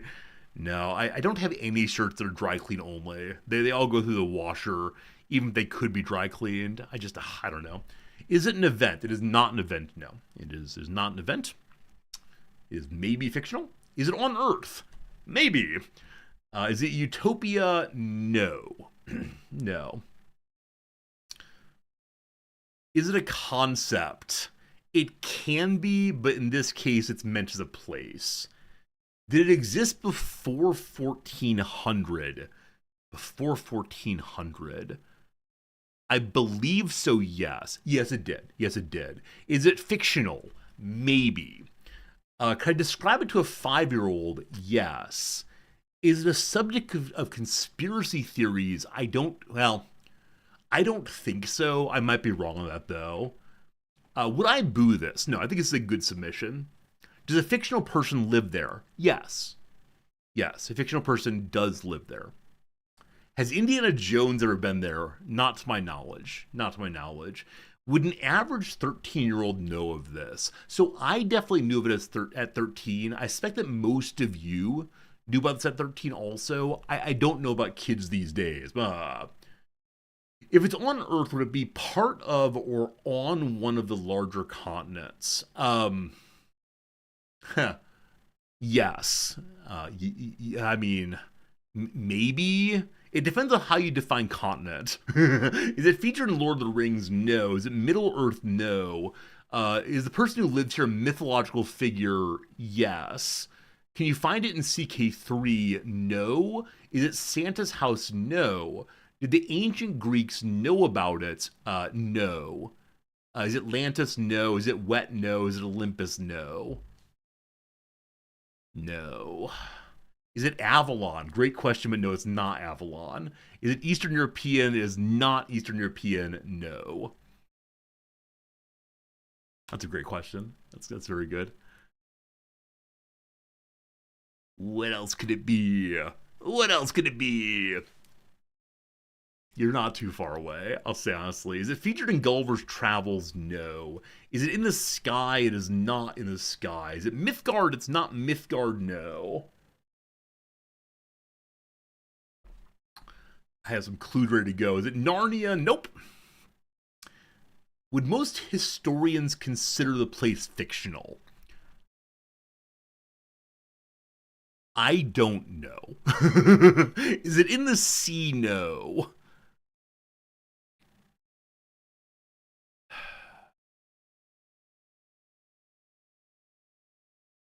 Yeah, I just don't know enough about the history of this thing. Did it exist during the Crusades? No. Wait. 1 second. 1 second. Yes. If it existed during the Crusades, yes. Is it Gyeonom? No. Is it associated with sin? In part, yes. Is it Arthurian? It is Arthurian, yes. Is it Shangri-La? No. Was it known before 1900? Yes. Is it hot? No. No. The Arthurian one should get you. You should get it. Is Atlantis? No. The Kingdom of Prester John? No. It's a Camelot. It's a Camelot. There you go. A legendary castle and court. It might in fact exist somewhere. Medieval text located in Great Britain and associated with real cities. The precise location is not revealed. Oh, here we go. I'm sorry. I missed this sentence. Most scholars do regard it as being entirely fictional. However, lots of places do claim that it is in many different locations. But there you go. There you go. Oh, I apologize. So it may actually be the same as Avalon. I said no. Avalon to Cavalon to Camelot. That's amazing. You want your point regarded as late stage capitalism. You know what? For you, my friend, the late stage capitalism wins. Congratulations. You've been to two places that claim that it was actually there. Yeah, I mean, obviously for tourism reasons, it's a great thing to say, come see the real Camelot. And then to have people who dress up as King Arthur, I'm sure. Anyway, a fun day of opening Rizdactyls. I thank you for all of them. Let me go to the big screen here and put away the text. Friends, if you're here only for the intro, I thank you for coming by. I hope you had a fun time. Let me remind you as we get to the game today, no stream tomorrow. Tomorrow, my Wednesday will most likely be off consistently. And so if you are someone who watches every day, I'm sorry, it'll be one fewer day of Old Resorty, but it's necessary given the state of life. Rabble, rabble, rabble. Video game? There it is. Friends, we now change over to a little game called Baldur's Gate 3. I believe it's the case that we have 2 side quests and the final part of the main quest to complete. If we maintain the same pace we have thus far, we should complete one big side quest today, one big side quest on Thursday, and then my hope is Friday's stream is the end of Baldur's Gate 3. I'm enjoying it, I'm loving it, but my standard pace has been knocking out one quest each day. Is that true? I don't know. Today we're taking up Shadow Heart's quest. Act 3. There you go. Change directories over. Now, I actually don't know how long the last big quest takes, and so we might end up needing multiple days for that. If so, I might go long on Saturday, but we'll see. Our first play ever, here we go. Well, I report about the progress of my research on Thursday Resorty. I mean, this morning I ordered 5 books. Does that count for something? I ordered 5 books to my home and then asked the library to set aside a couple more for me. So I think it counts for something. Unfortunately, this week is make sure all of my classes are ready week. So today and tomorrow on the day off, I'll be firming up my syllabuses. So on Thursday, I will tell you if my syllabuses are done. My intention is that they're both finished entirely by end of day tomorrow. So that is the goal, and then research starts in earnest next week, but early semester is always kind of strange. To spend time researching which research books are appropriate for my research. Oh, sure, yeah, I mean, I think part of being a good researcher is knowing the state of the debates, knowing what people have talked about, and where the common arguments are going these days, and trying your best past that. But we're getting into the conversations. Oh, also, I discovered that 2028, which is 2 years from now, Tokyo is holding the World Congress of Philosophy. This is the Olympics of philosophy. It happens every few years, and Tokyo is up in 2028, and I had absolutely no idea about that, because I've been a little disconnected from the field. And so I think I need to probably contact the people in my subfield and see if they want me to host the my subfield portion of this thing, because it tends to be the case there's some representatives from each of the major subfields there, and could be good for me to do. Will I be invited? Probably not. My subfield is not a big enough deal that I am guaranteed to have a free ticket, but I will probably buy myself a ticket and show up and so on. So it should be a good time, but I'll be at the event for sure. And like I said, I hope to organize a portion of it, but that requires me to send some emails and let some people know that I'm still alive. About 5 years ago, I sent emails to all the major journals and committees saying, I'm no longer involved in academia, please stop sending me things. Now I need to say, hello, I'm back. Guess who's back? Back again. This guy. Strange times indeed. Hey, Vex, good morning to you. How's it going? Hope everyone's having a good morning as we continue playing our Baldur's Gate 3, Act 3. We left on a big old cliffhanger yesterday. We almost opened a door, but we decided to keep the door closed. We'll see how it goes. Friends, we have at least 2 hours of stream left today. Past that, I'm not sure. I've been ending at noon more and more instead of 1 more and more, so feel a little bad giving you less stream time, but we do what we can do, as always. For sure, for sure. All right. We are at the edge, in the House of Grief, of a test, a trial. This is the allegedly secret lair of the Cult of Shar, the group to whom Shadowheart belonged when the game began. But then, in Act 2, she had a bit of a crisis of the faith. She ended up changing her religious views, becoming Shadowheart the White after a Gandalf-like moment, we'll call it. In the process, this means that she has abandoned and betrayed her order, who are not happy at all to see her. Our group is carrying an item that this order wants. And the reason we're here, bringing the item along apparently, is because Shadowheart believes that her family might be here. She had some memory of her being beset by wolves, being saved by members of the cult, maybe? I can't quite remember. And something involving her father, I think. We're here though to get some answers about Shadowheart's parents, but first we have to go through a trial. We open the door and see what happens in our Scientology-esque trial. I see cows. Alright, we are deeper in the House of Grief than ever before. What do we find in here? We made it to the back room. We should look around. Well, there's a granite bench here. There's a pile of cow skins, which is very strange here. Books and books and books galore. I'm guessing this will be an elevator of some sort. Let's see. The Habits of the Patriarchs. A self-help book warning against the dangers of self-pleasure. Go eat your graham crackers. That's what you need here. Speak Your Loss. What's that book about? A self-help book explaining that true happiness begins with a tidy house and well-polished floorboards. Oh no, I got some work to do that. Homegrown Aristocracy, I believe we've read previously.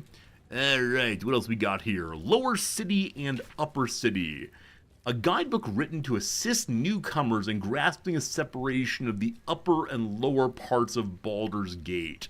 I believe we can't get into the upper part because we ourselves are trash, or maybe because the devs didn't have time to add that in, unfortunately. Anyway, Upper City is fancy people, and that we are not. Hello, Sunrun, how's it going? Are we going to have this bust seem interesting? It is... Ah, there we go. There we go. Did anyone succeed in investigation just there?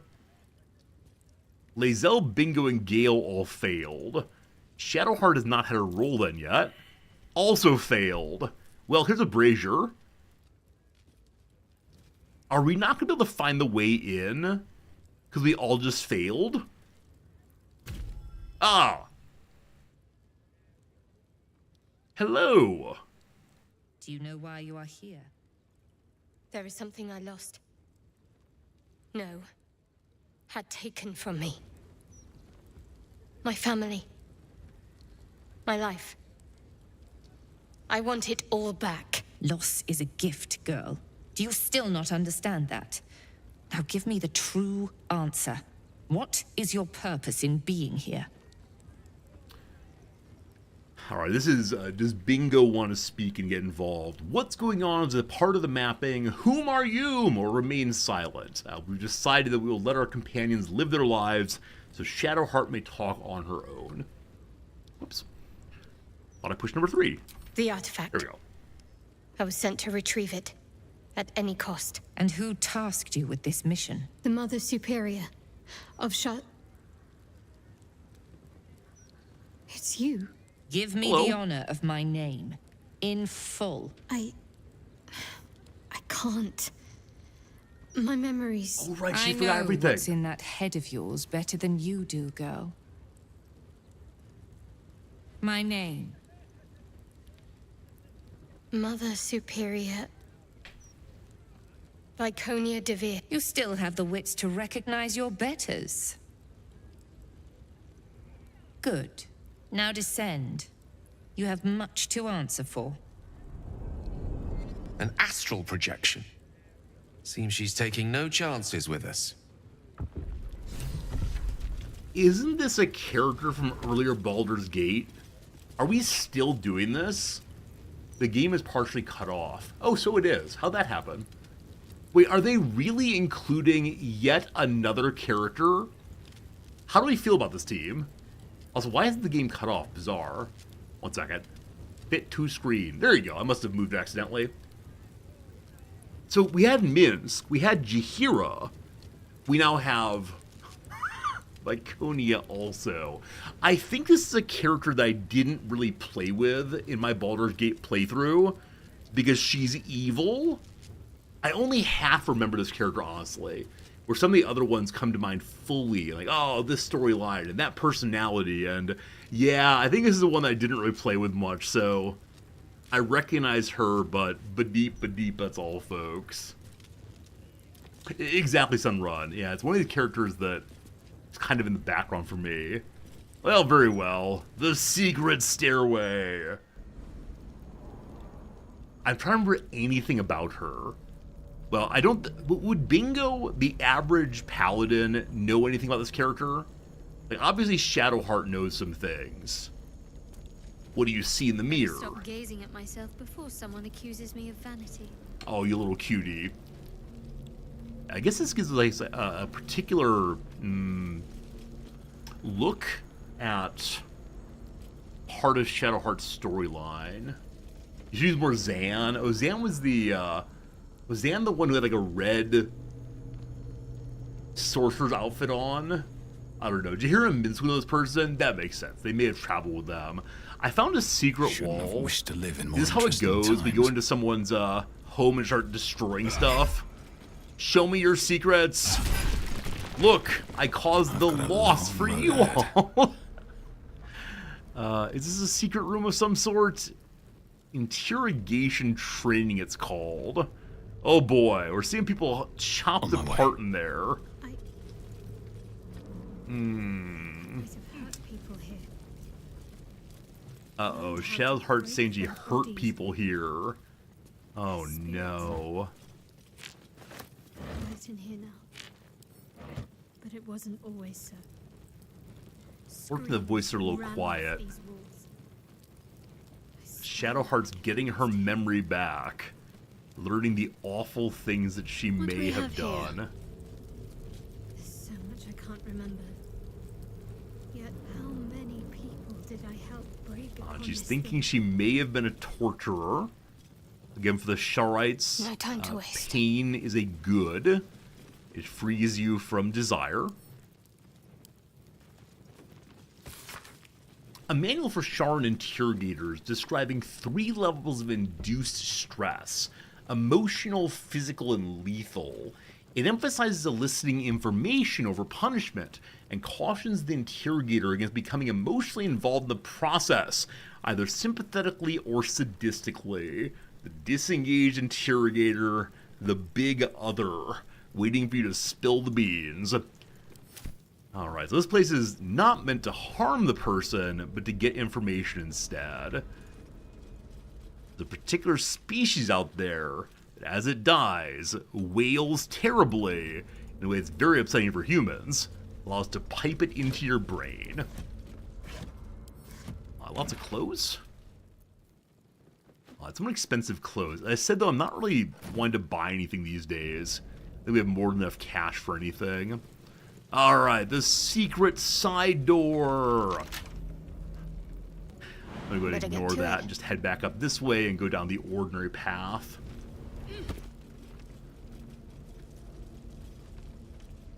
Time for a backseating question. Will there be any other characters from prior games pushed into this one? I might be missing situational banter by having her running point. Oh, really? I thought her leading would give us the fullest understanding of the Can't place. give up now. I guess we can ask her what she's up to.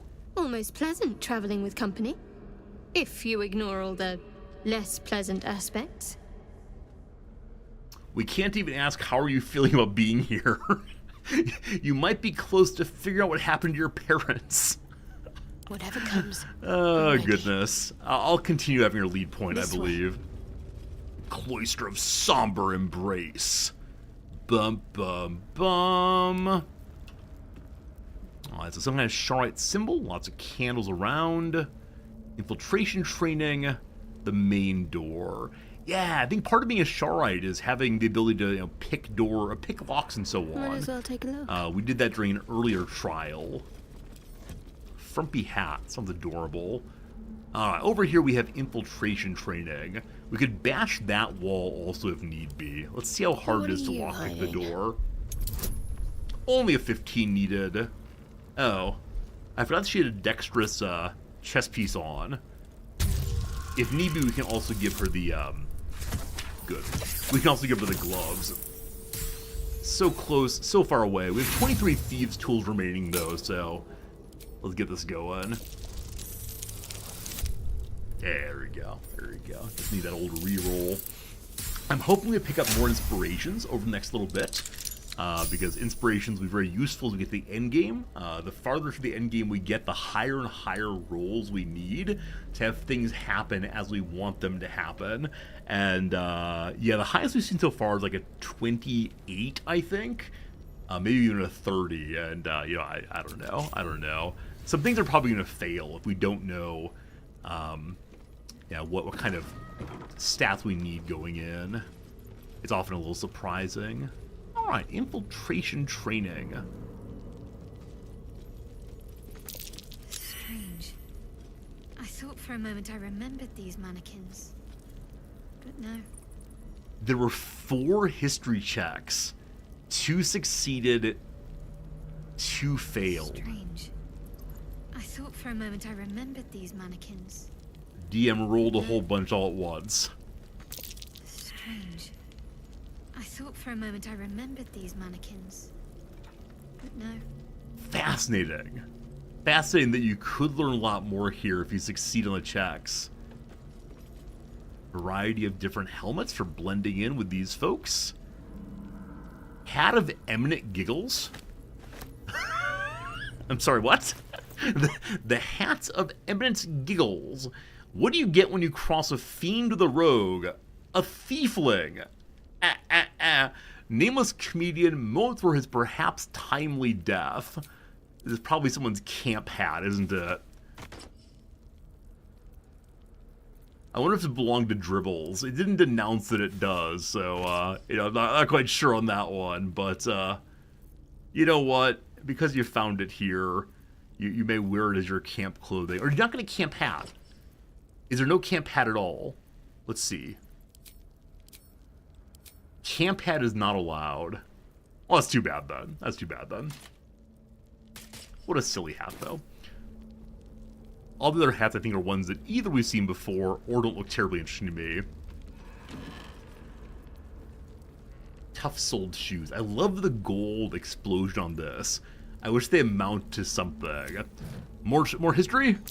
Strange. I thought for a moment I remembered these mannequins. Do I have a history helping ring? I think it's Arcana and Religion, unfortunately, all I have. I've heard of the history ring at some point that I sold. Yeah, Arcana Religion's all I have right now. Well, maybe future playthrough will know more. More crates. Cunning disguise can serve a warrior of the Dark Lady better than any armor. That's what they always told us. I think this was my favorite part. Putting these on. Pretending to be someone else. I suppose that's been my whole life. There's an intelligence headband. Well, I'm almost certain I've sold that. Wait, what's this? Hello? Yeah, Sonic Revenge. No, we don't have that headband. Gotta sell things at some point for me a paladin. So she enjoys pretending to be someone else. The actor's idea. I never got it. Okay, thank you. In that case, I'm not in trouble for selling it. This is called Book. Hello, Book. A roster of 5 infiltrators is written in an elegant hand. Above their names, it is noted that this group have proven themselves to be the most skilled and have the greatest chance of successfully obtaining the artifact, but they remain utterly expendable. Calvin Darkwood, Leader, Budog Vriss, Close Combat, Kirk Deepcroft, Lockpicking, Drina Coverley, Languages, and Shadowheart. No last name, Healer. Vriss. Is that a Githyanki name? Alright, so this is the rest of Shadowheart's team, apparently. Voss. Voss is the Githyanki that I'm thinking of, but perhaps that's another one. The pages in the handwritten notebook have been torn out, except for the final page, which was only partially removed. The remaining text reads as follows. Urn agents, in summary, must be trained to deal with conventional Illithid and Githyanki traps, locks, levers, and controls. But most importantly, they must be mentally prepared to face extreme situations under alien conditions. Casualties are expected, but that circumstance must not halt the mission. Agents are to be deep imbued to regard mission success as critical, even beyond survival. So the cult really wants this special relic. Though it is the case that we've got it now, and we bring it to them. What fools we are.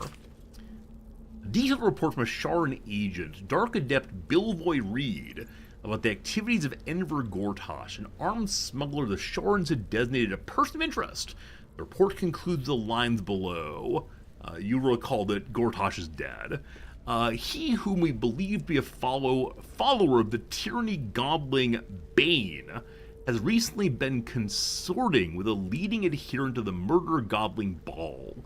The pair were observed entering the Devil's Fee, where they conferred for over an hour with the establishment proprietor, the known Daobalist Helsik.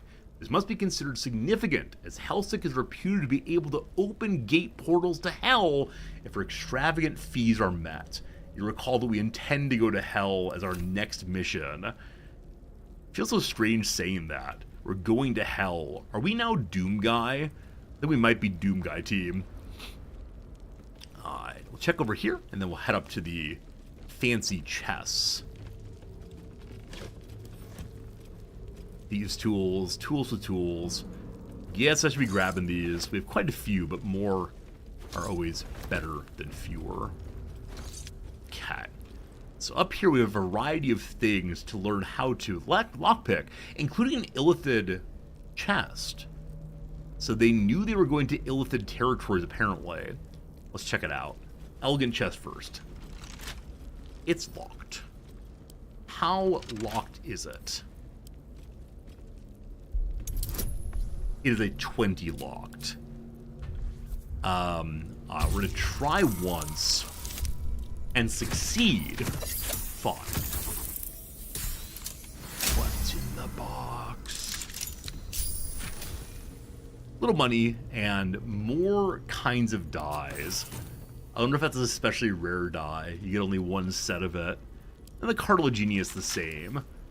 We lockpick it, we find another 20. Alright, the dexterity gloves will come over if need be, and indeed they're gonna need be.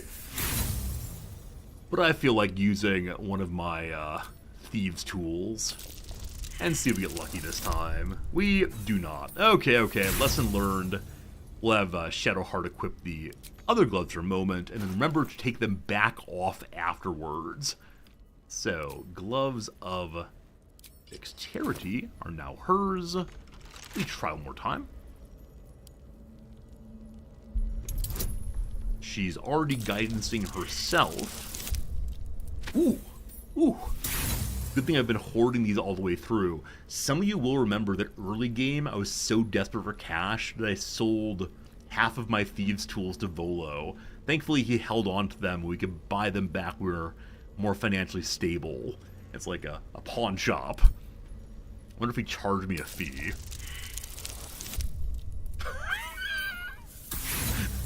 Alright, we're not feeling particularly confident in ourselves right now. Let's try it again. Gotta believe. We need to manifest the outcome that we want. We need to engage in the secret. We don't say we're trying to win. We're saying we've already won. We're going to be the change we want to see in the world. That change is opening this box. There you go.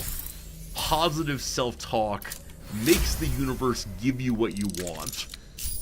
For $5 more each month, I'll tell you about the secrets to making the life that you want, not the life that you are getting. What's in the box? All of that for a bronze goblet. Well, we just had a positive experience of working on our opening of boxes. All good, all good, all good. Okay, I think that's the only change I made to her, hopefully. What breastplate am I wearing? Is it limiting dexterity bonus to 2? It's called breastplate plus 2. You gain a +1 bonus to dexterity saving checks. Your AC bonus from dexterity is limited to 2. Is that a problem? We have 14 dexterity. That gives me +2 dexterity. We good? We good off of that? Or am I making her not very good anymore? I think she's fine. I think she's done well. I'm okay playing my characters poorly. It's gotten us this far. Surely it'll be just fine. It's fine, eh? First playthrough, it's fine is fine. Alright. The Unburdening. This volume describes the full process of unburdening in exact detail. Valuable targets are identified from those who seek the services of the House of Grief. If they're willing to pay, they proceed to the mapping of the heart, where the inquirer of grief will question them while discreetly probing their thoughts for anything that could be of use to the Lady of Loss. Scientology. Following this, targets are ushered downwards to stand before the mirror of loss. Given the correct prompt of the inquirer of grief, the target will surrender memories to the mirror for the benefit of all of Lady Shar's children. In the same stroke, the mirror can remove memories of what they've seen in the cloister, as well as whatever they believe is source of their troubles. Then they can be turned loose, blissfully ignorant of the offering they made. So we saw the fellow outside, who apparently has given up some memories. And Shadowheart's forgotten things also. I think when we first met Shadowheart, she spoke of a spell, maybe, that took her memories, or maybe just that the shards had limited her memories, and she's here to get them back. I wonder if that's possible. We will see. Also, it's kind of funny they leave the book explaining the process out where someone who's going through the process can read it. Hopefully the mirrors work both ways. Let's find out. Oh, what a lovely area this is. And it's kind of spooky. But it's reminded me of the joy of the Underdark. I remember this place now. A whole stolen childhood spent in these halls. The Mother Superior must be close. Soon this will all be over. So are we not going through the trial? I haven't seen the Hall of Mirrors yet. But I wonder if we're not going through the trial because she's already forgotten so much. And she's already known to be a member or a former member of the team.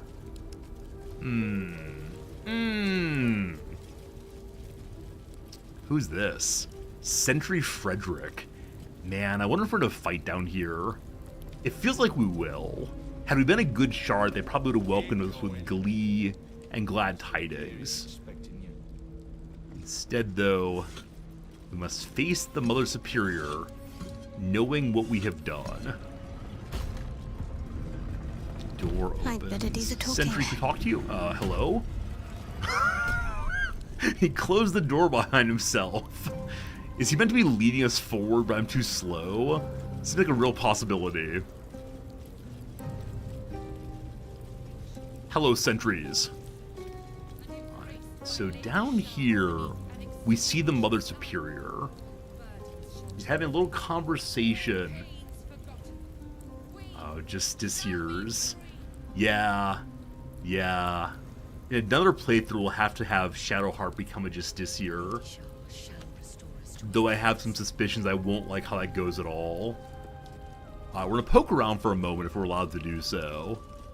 No farther, or you'll find yourself sporting a new hole in your torso. I like how you speak, sir. Lovely voice. So had we arrived as Sharite, we probably could engage more, but here we must just go forward. No farther. Hello? You'll find yourself sporting. I didn't mean to go there. Good call on the quick save. So I wonder if this fight will be like the one we had before against Gortash, I guess, where there were enemies in all directions. Oh, wow. I despise the hat. You have a skull on your helmet. Are you the baddie? Oh, I guess we're moving forward. They already heard how you disgraced yourself before Lady Shah. How she marked you as the enemy. But it is quite another thing for them to see it for themselves. I am very glad you decided to return. A cautionary tale such as yours will be studied by Lady Shah's initiates for years to come. But perhaps I can make a case for some small measure of mercy. Give me the artifact, and I can at least make this quick. Enough. I don't answer to you. Not anymore. I'm here for my family. That's right. I know what you did. And it's not going to be quick. Not for you. This we're fighting. is your family. And now you have turned your back on it. The artifact was your last chance to prove yourself. And you squandered it. Not even having a conversation here. Pharaoh, I did vaguely recognize Viconia. I said, oh, this is a Baldur's Gate character. I remember the name vaguely, because it's a weird name. But definitely I never had her in my party. She was not one that I kept as a close member of my party, because she seemed pretty evil. But yeah, it's another shoehorned in Baldur's Gate character. So truthfully, I don't believe we can hand over the artifact. I believe it's locked to Bingo's hand in some way. Regardless, Shadowheart, you tell your story. You there! Surrender this one to me now, and you can consider Lady Shah's forces your allies in the battles to come. Obviously, friendship is magic. No. As you like. Lilala! For Shah! All right. That's a tremendous number of enemies. I thought there'd be a little more conversation, but instead we get to fight everybody. Cool. We decided to attack Viconia. Let this be her end. I mean, no we didn't. She attacked us. We confronted Viconia and her entire cadre of Shar worshippers. Now we must defeat them before Shadowheart can find her parents. That's a lot of dudes. That's a tremendous number of dudes. Viconia gets to go first. I would like to look at her stats. She's a cool looking shield, and mace actually. She's the Mirror of Shadowheart. Shield of Faith, bonus armor class. Sanctuary, can't be harmed immediately. Radiant Retort. Whenever you take radiant damage, reflect it back at your attacker twofold as force damage. Uh-oh. Uh-oh. You will recall that radiant damage is the primary output of Bingo, and a fair amount of output of Shadowheart as well. So we probably have to be careful on how we use that attack here. Now you recall that Lae'zel does not do radiant damage, so I believe that she will be targeting this paladin-looking caster person. Velishar, Shield of Faith also the +2 to saving throws, so more AC and more saving throws. And the Nightbringer's Beloved. Her Ardent Favor lets her choose a disciple to get 7 to 56 HP every time they use their Channel Divinity. Okay, so she is the chosen of Shar. So if she uses Channel Divinity, she gets HP back. You'll recall that we have 2 Channel Divinity charges on Bingo, I believe. And so I wonder if she has a limited number also. She's a cleric? Okay, cool. Born into Darkness. Did not adopt it. Rebuke of the Mighty. When a foe hits you with a melee attack, you can use your reaction, dealing it damage and knocking it prone, unless they succeed against dexterity. Huh. They do necrotic damage from the shadows. Oh, goodness. They have a tremendous number of things. That said, they do not like the sun. All right, all right. That's the advantage of reading through all of this.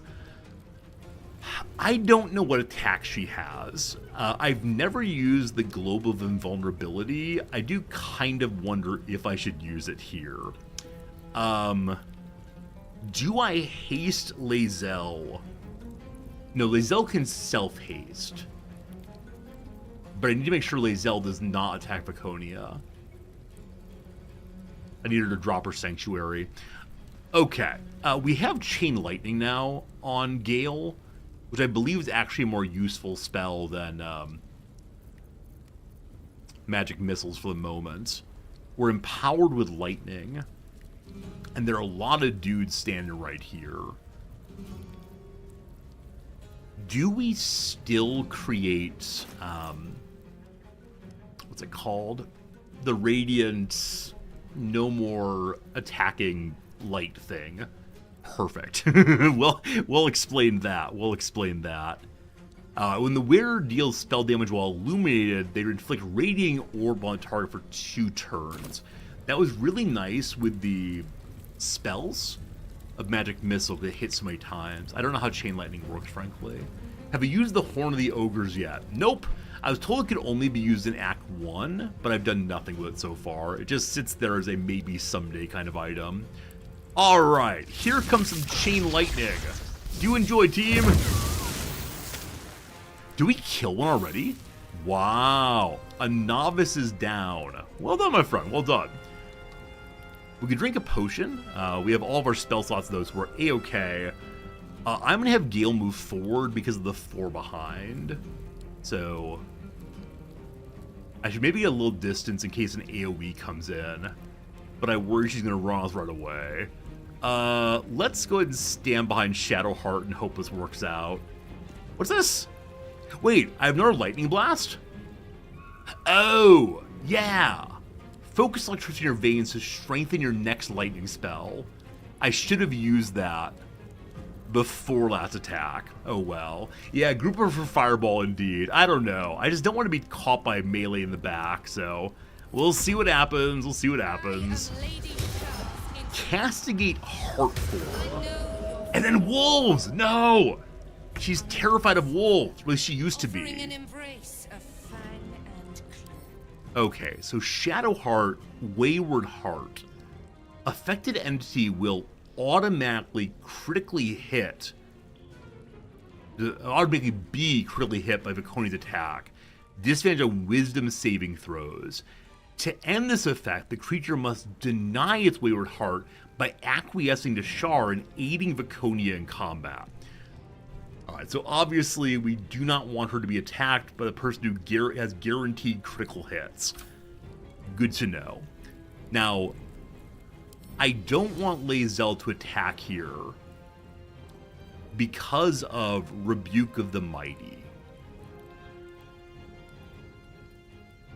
Unless we pass a dexterity saving throw. She's only 14 dexterity. Who on earth is gonna fight her? Whoops, I didn't mean to move there. Oh no! This was not the intention. Oh no!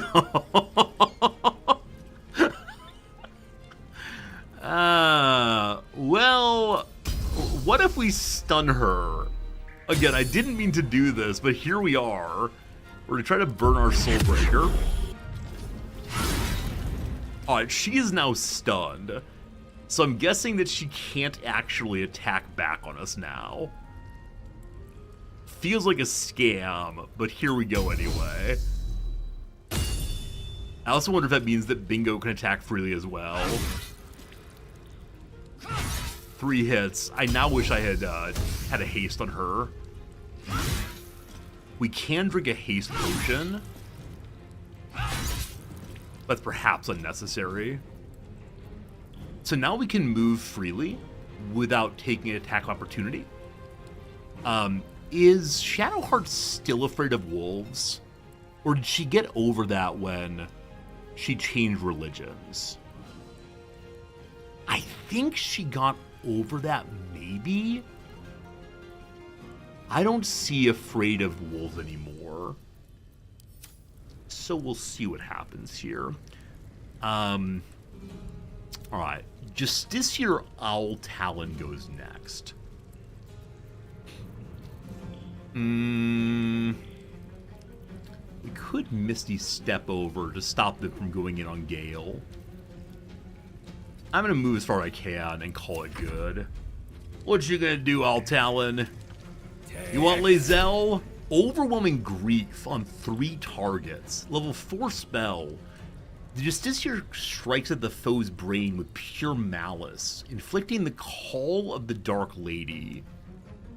Damage over time. When it, I assume my characters, start turning a lightly or heavily obscured area, we take necrotic damage. Attacking by a Justiciar in umbral form, what's that? Deal more damage. Okay, we don't want that. So we level 5 counterspell. Yeah, we don't want it, definitely. Okay. So, I want to praise the light, praise the sun. However, Shadowheart's a movable sun already.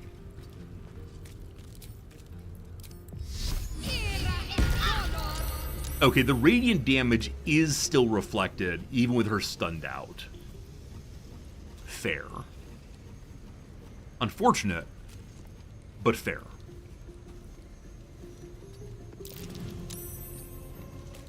Hello. Doing a little damage real quick. Fine. Yeah, I was hoping to get the kill there. We can push her and hope she falls over. When's Viconia's turn? I believe she will die straight away. But yeah, going hard in on the boss with Lae'zel is almost always a really, really strong play. All these little buddies are coming in. You fools! You fools! Gale is the target you want. Subsume Shadow. Apparently this area is shadowed, so they're now in umbral form. Wow, looking spooky. On a hit, they deal additional necrotic damage, immune to non-magical damage. Okay, Bingo can cast the sun. I believe it means he can't attack. But I think it's a smart idea to do this. Okay, I don't know if it affects Buddy there. So Bingo can now force a duel, but that's about all, unfortunately. We're gonna leave him behind Gale. Here comes everyone. Oh, that character is marked as temporarily hostile. Some people were blinded by the light. What a silly jump that was. Looking very action movie. Shadowheart's unable to heal, as is Lae'zel now. I believe it's a curse we can remove if need be.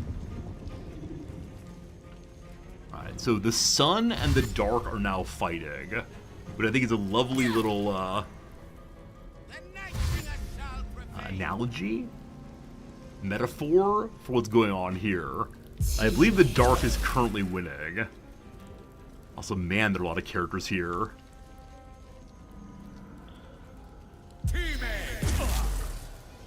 So no one can heal anymore, I believe. Like, be healed by themselves. There are 3 or 4 more. Aha! Shadowheart managed to dodge. What does Daylight do? I mean, it makes it so Viconia something, something, something. I don't recall exactly what.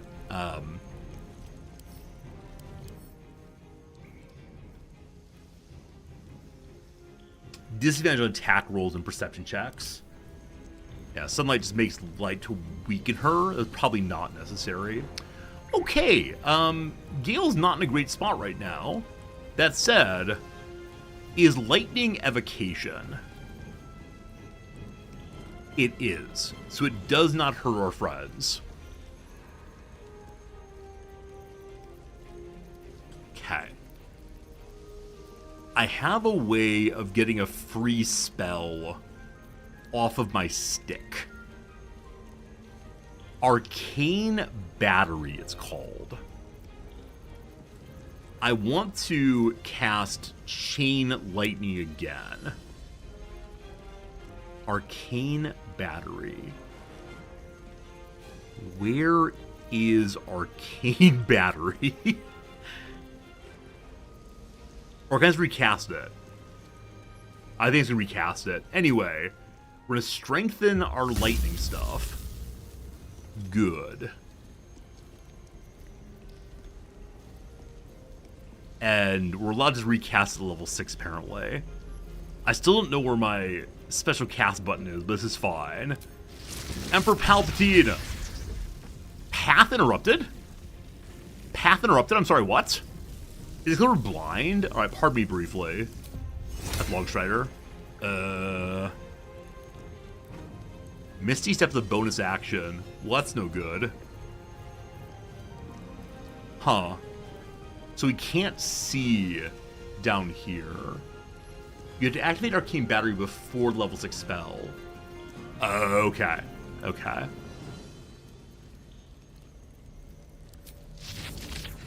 We can just lightning bolt straight through. That seems smart. It's not chain lightning, but it's good enough. Hello. Cool. Viconia is considered knocked out now instead of dead. Very well. So I guess you have to kill all of her friends, and then she will talk, possibly. Gale is not in a great place, but he has mage armor. Gotta believe. Alright, so she is now, just hanging out. Very well. Very well. Death. Okay, how weak are the characters around Lae'zel? Not very weak, unfortunately. I was hoping I can cleave somebody. She has a pair of gloves we could equip to get yet another turn. But the current ones give her a bonus for being surrounded, and she is indeed surrounded, so... what are we gonna do? What are we gonna do? I mean, we could just cleave. How much damage? 7 to 15. Oh, Shells doesn't have a rage potion on. She should have a rage potion on. Rage? Is that what it's called? It's not rage. Let's find out briefly. Elixirs. Where is it? Bloodlust. But it's called Bloodlust. We good now. Now we need to kill this turn. Hello to you, small man. I'm so glad we didn't miss on that. Okay, now we do the cleave. Which will get a kill, most likely. And it does. We did not get Great Weapon Master because we used our bonus attack on drinking the potion. But more attacks, more good. Are we blinded while doing this? I love the idea of Lae'zel swinging wildly. Yeah, you're fine. Is that all? Oh, that's all. Not doing that quite well, unfortunately. You like the beard? I will definitely be shaving in the next few days here, unfortunately, or fortunately, your choice. Okay. So, you're unable to heal. You're also in the darkness. I don't know if my sun worked or no. 34 on Lae'zel. Lae'zel cannot be healed. Is this a curse? It's a condition. Huh. I don't think we can do much about that, unfortunately. Well, let's try to kill something.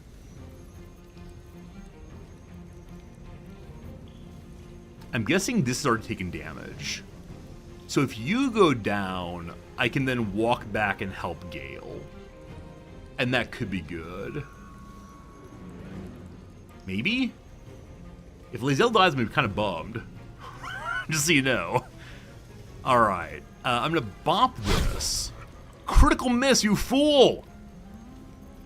I can Sanctuary Lae'zel. Target is out of sight. Video game? Just reach over. Please grope at her. Attack opportunity missed, fine. Sanctuary, you're touching her now. You are literally touching her. So if I were to misstep out, I'm guessing we won't be able to see her because she's in the darkness instead. Maybe? A team, if I step out of the darkness with Misty Step, can I then Sanctuary her or no? How does vision work in this game? Other than strangely. No. No. No. An AoE heal will not help us either. Huh. That's no good. Cool. Just hang out there then. Bone Chill on Gale, no thank you. Play my blue deck here. Mother May I Cast. Alright, Beloved Bingo. There are 3 around us. This one's at very low health. So we want to get a kill without using our bonus action. And I did. Eddie. Alright, he's still blind. If we step outside, I probably could just walk through that. Whatever. Oh, my bonus action, no! Bonus action! I wasted you! That's okay, though. We killed one, we feel good about that. Alright, well done, Paladin guy. Let's go stand with that one, see how it goes. Good luck, Gale.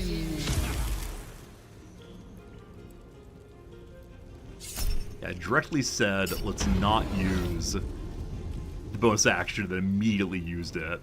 No good, no good. More darkness! Yeah, I should probably stepping outside of the darkness, honestly. Seems like a reasonable thing to do.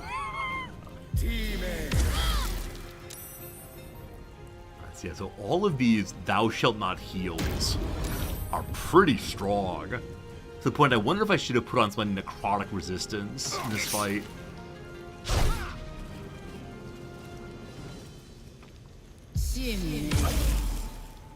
Another Bone Chill. So Lae'zel just can't heal.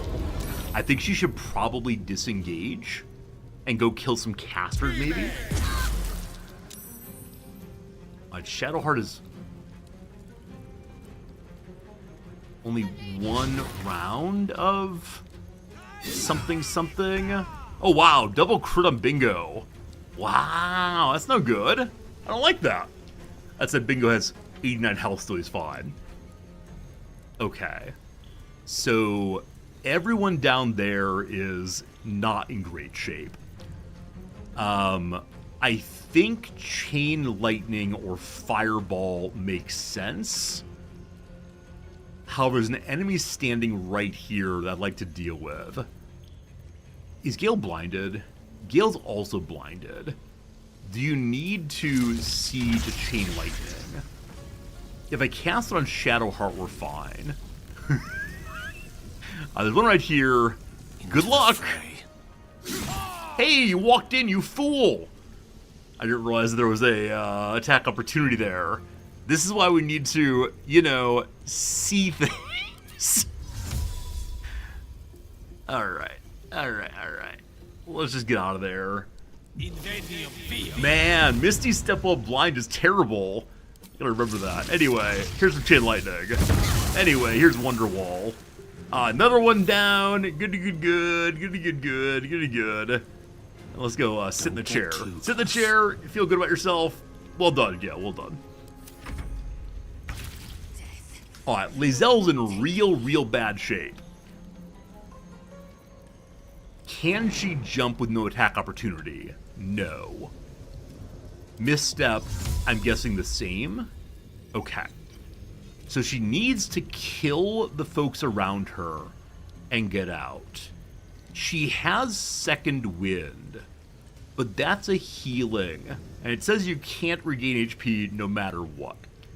So, don't use the bonus action. 2 HP left. Cleaving does not make sense here. Just attack. Cool. She got the temporary HP for getting the kill. All good. If we run out, attack opportunity here still. Are we all in right now? I think I should be. 14 dex, I should be. And then buff our accuracy. And hope this works out. Oh, that's not my bonus attack. Whichever way, it's fine. Oh, a miss! All in, you fool! Alright, one more! Ah, there you go! There you go! Wait, concentration broken? Why?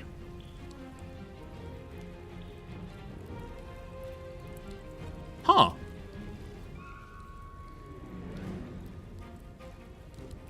When the Justiciar died, did he explode around us? I don't know. I don't know what happened. I didn't like it, though. Alright, you're gonna run away and hang out with Gale. Please don't die, please don't die, please don't die. Hey, attack opportunity, how exciting. Alright. Seems good. Please don't get AoE'd. You're fine. Give up. Not now. I believe we recast Ye Olde Spirit Guardians. We need to get a heal on Gale. I might leave that to Bingo. We'll see how this goes. If you move around, there is no attack opportunity. So, Spirit Guardians, highest level. Very good. 1 HP remains. That's not much fun. 1 HP remains. That's not much fun. That's outrageous. Both of them with 1 HP left. Oh no. Alright. Alright. Alright. Alright. Alright. If you misstep out, you then can't do your heal. If we do mass healing word from here, it hits Gale. That probably does not make sense until Lae'zel is back at healable again. No choice but to keep going. Yeah. Bingo. I'm considering running to him. This one has no attack opportunity, apparently. Running here, jumping back. Is that doable? Just the jump. Kill. Ah, the jump's my bonus action. That's not good. That's not good at all. This character, when it begins its turn, will immediately die to Shadowheart, I believe. And so we'll go ahead and get up here with some casters now. And, not blind. Let's see what we can do. Fun.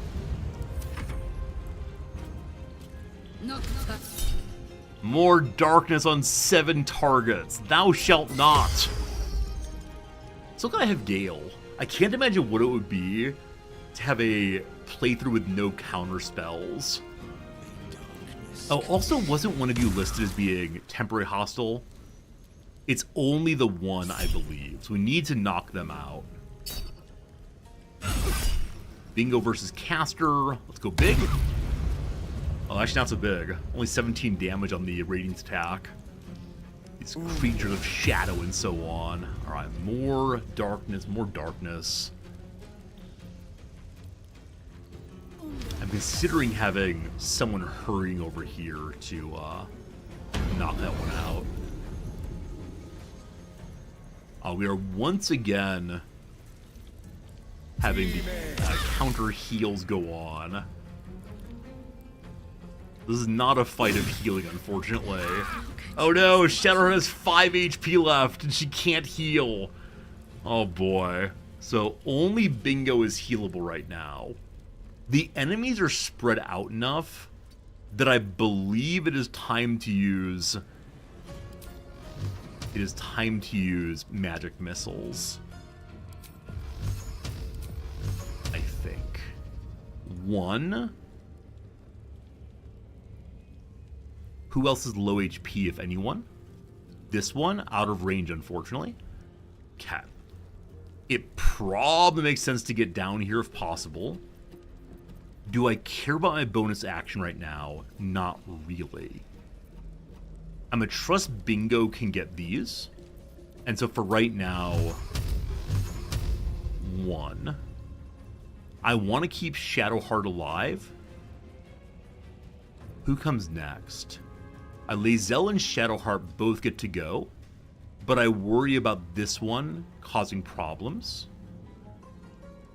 And this one we have to knock out. So I'm gonna leave that one for as it is. I wonder why this one's temporarily hostile. I wish I had an RP reason for knowing that, but we just don't. 1, 2, 3, 4, 5. I'm gonna do all of them. Let's see what happens.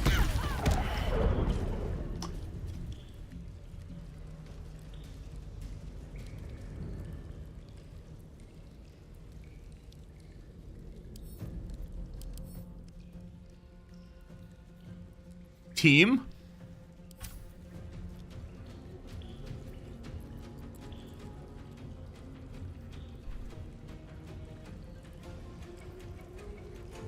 I hit the floor? Come on. Come on. I clicked the floor. I didn't click the character. Come on. Come on. Lae'zel can heal. I'm going to continue saying come on for a while. That's some shenanigans. Alright, self-heal. That's not great. This would be enough to get on in there and cause some trouble for somebody. Can we get to here? Not quite. Come on! It's better to cast up here. I don't think you're wrong. I just want to say, though, why would I mean, okay. I get that you would cast on a wooden floor. I guess that you might want to cast on, like, a wet floor. But random stone floor?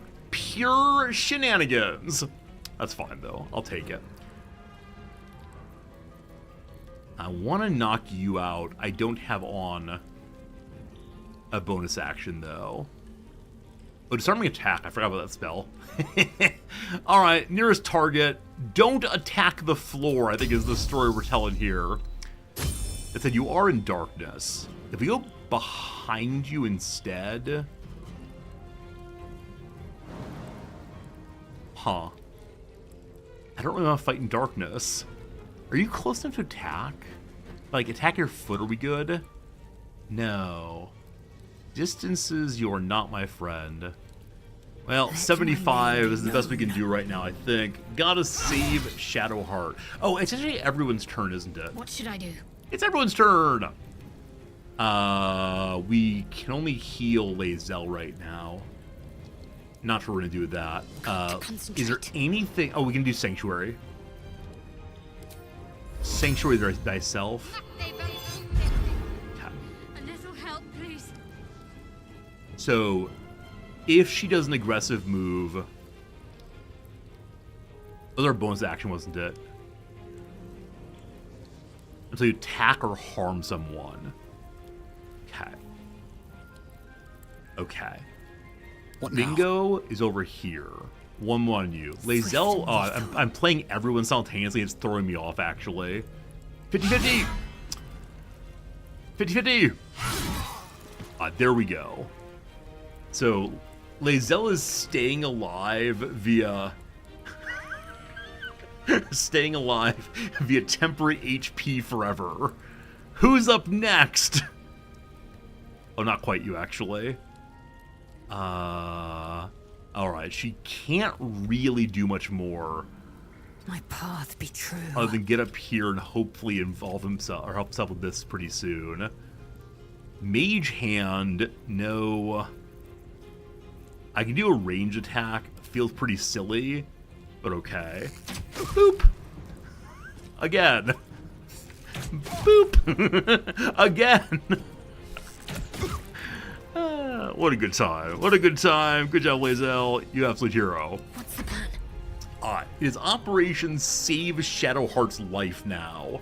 We don't want to do any damage to anything. Another daylight would do it. I don't know how darkness and daylight work together, though. Got to move. I think she's just going to run away for right now. We do have the Divine Intervention. I've yet to use it. Maybe this is a time to do so. My sense, though, is that the more better idea to save it for the final battle, or maybe never use it. Let her save it in the future. Okay. Preserve life hits Lae'zel? Not quite. If we walk here, we're in darkness again. Preserve life with AoE, I believe. Cool. The rest of us can't get healing, but that's okay. That's Never a you. dull moment. Please don't die. Alright, 3 targets to deal with. This one is closest to Lae'zel. Very well. Sorry, to Shadowheart. We are turning on non-lethal attacks.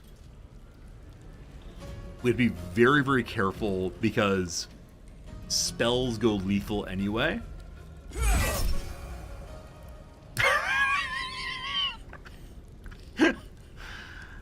I think critical level 1 will not kill his character. Very good, very good, very good. Okay. Knocked out. Great. I look forward to learning this character in the future. Oh my goodness. Oh my goodness. Did we stop Rizdactyl Forum? KG Killa over on Discord. George responded to your message. We have a new Rizdactyl Forum. Exclamation point Rizdactyl to submit to our little game. We still have a bonus attack. I think it's gonna be time for... Oh, this is gonna only be melee, right?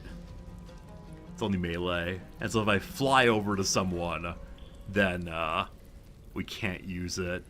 Compelled Duel is 9 meters. Can I move a little bit that way? A tiny bit? Is that close enough? Not quite, unfortunately. Alright, alright. Good luck, everybody. Don't attack Shadowheart, please. I shouldn't waste my counterspell there. That's my only reaction, so I can't protect Shadowheart now. Shadow Step. Ooh.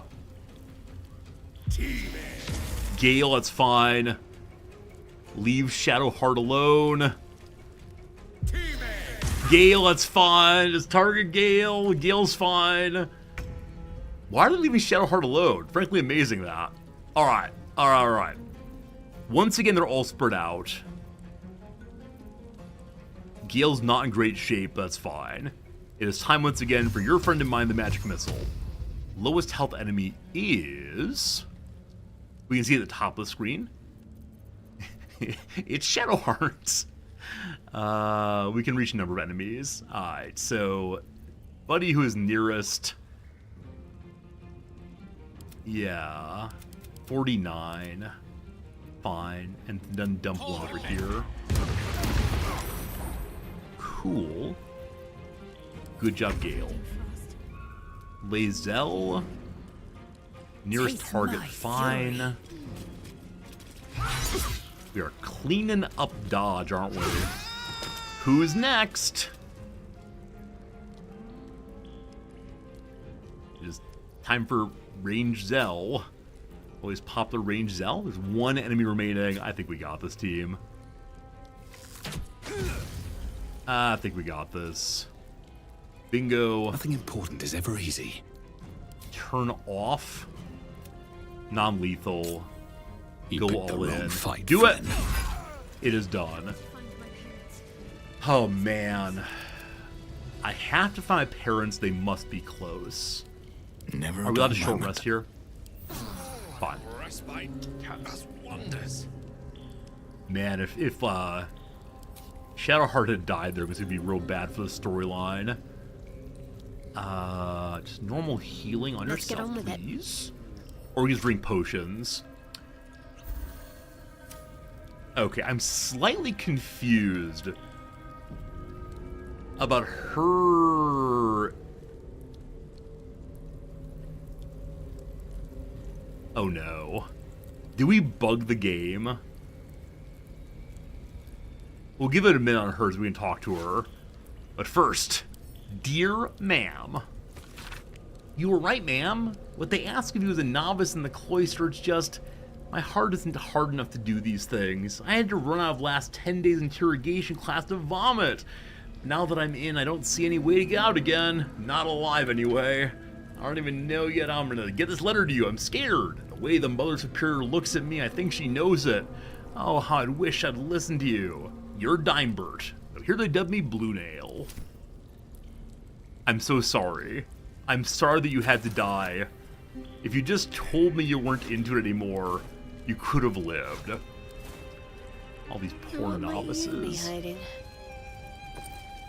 Okay, this one is knocked out. I don't want that. There. So we're very curious about the character who is temporarily hostile. We'll have to long rest to find out more about their story. It's Key. Training Hall Key. I believe we've already been in that area. Fine. Another enemy here. Yeah, so we could just long rest, but I'm kind of guessing that's all the fight for the next little bit. Also, we can now go up on the side areas we've not been to previously. I also very much enjoyed Gale taking a break mid-fight. That was good fun there. I see we're a little overweight. Heavy shields, heavy swords. Rebbe Viconia, we stunned her. We can talk to her in a moment if we want to. Oh, you're still overweight, aren't you? And hopefully stunning her in battle didn't cause a bug in the game. I'm just not quite sure. We're now underweight again. Yeah, I'll talk to her in a second. I'm busy looting first. Then we'll say hello. Temporarily hostile person. What's in your pockets? Nothing much. Fidelian Lamona. It's like I've not heard that name at all yet. All looted? Nope. Dolma. That sounds delicious.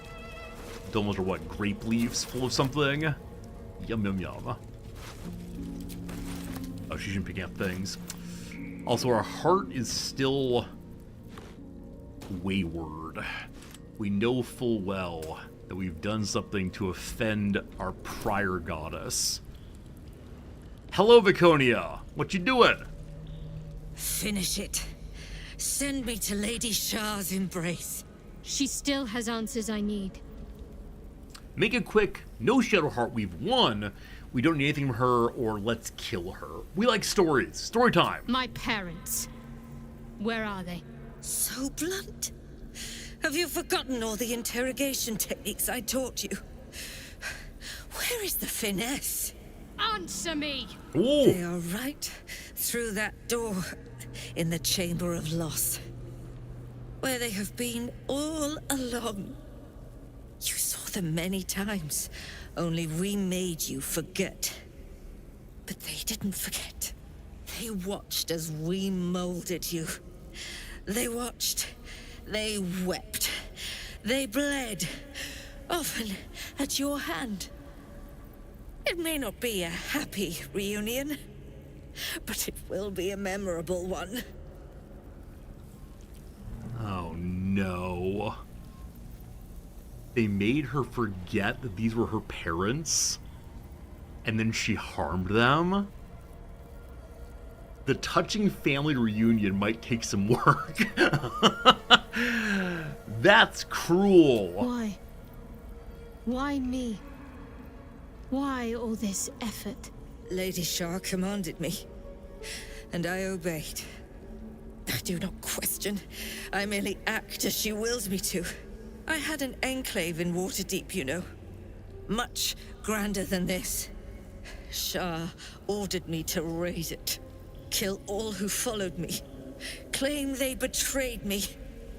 When in fact, I slew those who showed nothing but loyalty. Shah had me do that. And I did. To cover my tracks.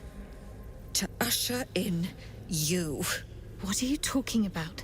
You became my mission. to take a child of Seluna's and turn her over to Lady Shah. To show that all light fades and darkness will prevail in the end. All this was to make you into what the Dark Lady needed you to be. The planning, the training, those deaths in Waterdeep. It was all to groom you to replace me at her right-hand side. And still you threw it away. We could have been somebody. We could have been a contender. Is Viconia an example of a lawful evil character? Like, her willingness to do whatever the lawgiver does. Lawgiver here being Shar. Yeah, it's crazy. Are you expecting sympathy? What do you want to do, Shadowheart? She's no threat anymore, let her go. Or kill her, be done with this. Alright, what do you want to do, Shadowheart? You're in charge I here. want to see my parents. And I don't care what happens to this one. She's been in my head long enough already. Do what you like. I know you'll choose well. What are you doing? Come back and finish this yourself. You owe me that. Let go, Mother. Embrace loss. Wow. The final stab. But wait. So we established that she is indeed evil.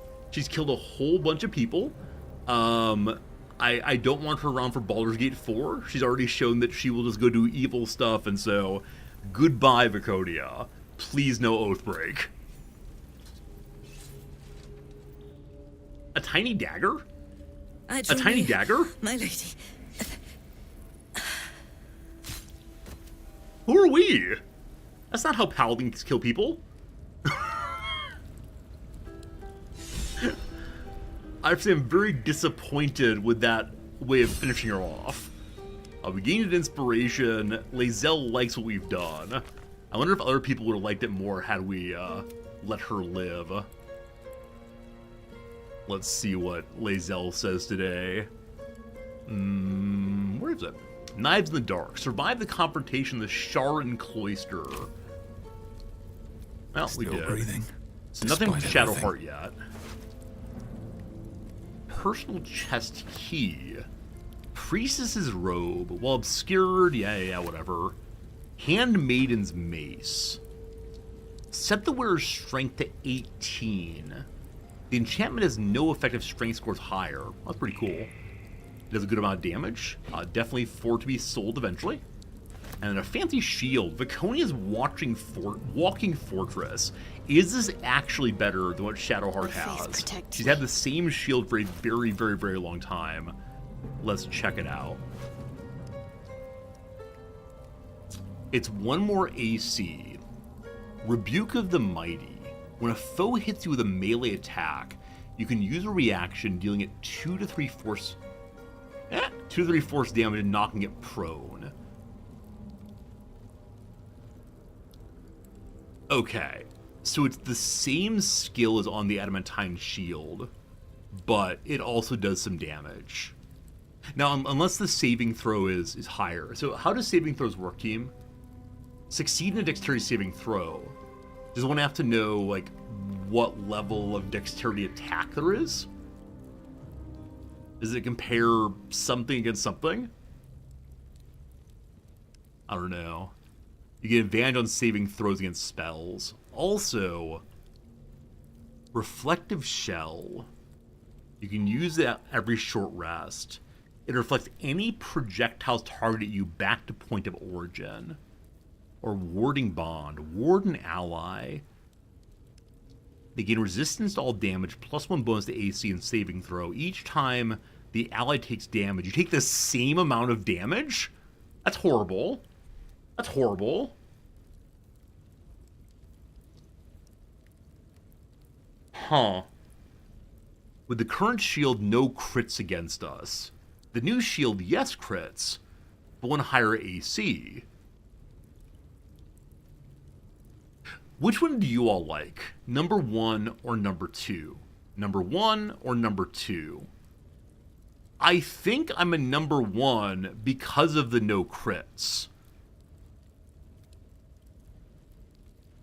And we have a miss and a hit outcome on this side.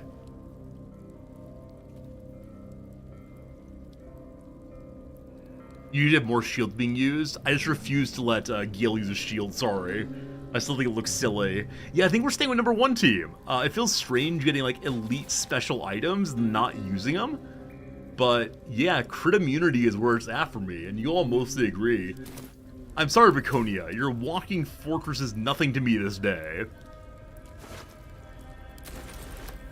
She wants to see her family ASAP. We're at Big Boy Bingo?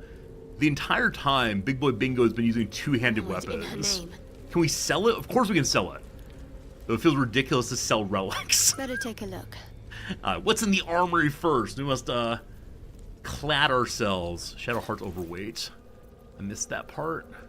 Let's send some books home. Does that help? Barely. What's in the armory? More clothes in which to hide ourselves. That's the agents on the mission. We are one of them, or Shadowheart was one of them. Everyone fails in perception. Trap time? Possibly trap time. Or is it that this may be knocked down, possibly? Well, maybe not. Maybe not. Okay. Map of Faerun. No time to rest. I'll take that. I'm hoping to look at it, actually, to see if they marked anything important on the old map here. I feel strange not using so many of the, so many of the bonuses that we've found, or the new items we've found. I kind of stay with my old items.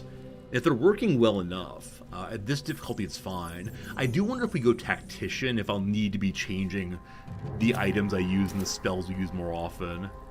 But good old Faithful is pretty good. Alright, some fancy shields here. I'll grab the things that are plus whatever.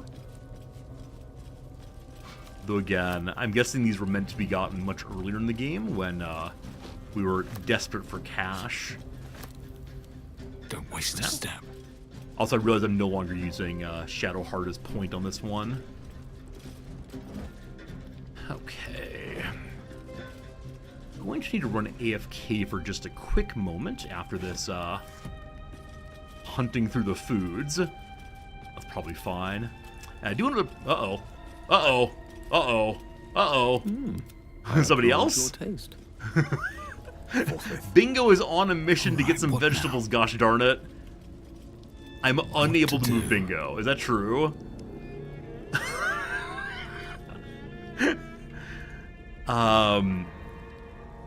Okay, we'll try...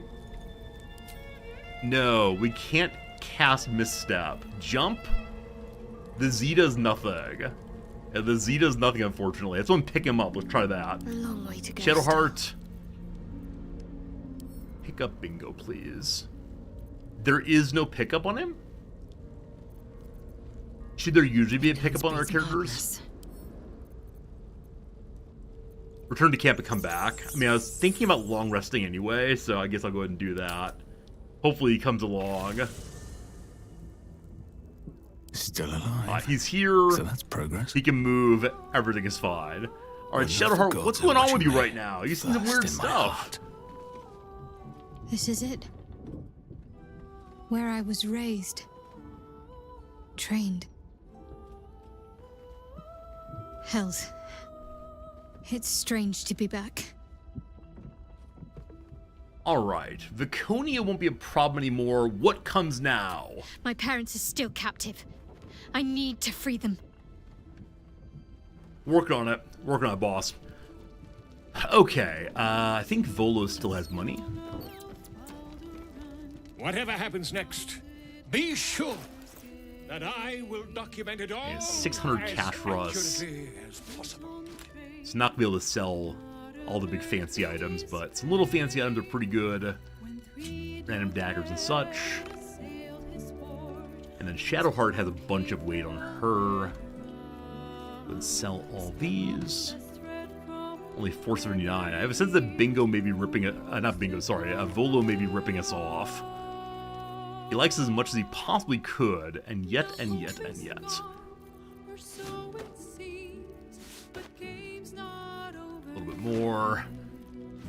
are. Oh, we're giving a bit of a deal. I almost forgot to balance the offer. There we go. All right, team. I'm going to now push the go to sleep button. When we wake up in the morning, we'll get back to our game. I'm going to go ahead and run AFK briefly. I'm sure there are more conversations to be had, but I do want to get through the game as much as possible today. Enjoy some deliciousness. Let's go. Just making sure we're not going to get caught up in the night here. I don't believe we are. So, quick AFK screen.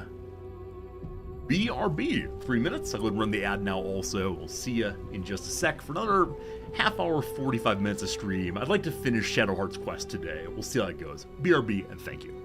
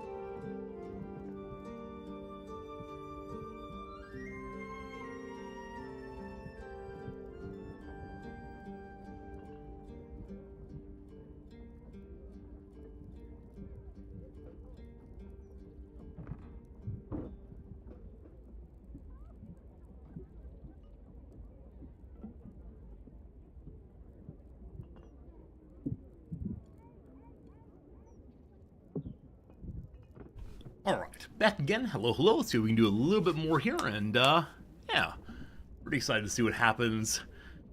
I hope that Shadowheart's parents are willing to forgive Shadowheart.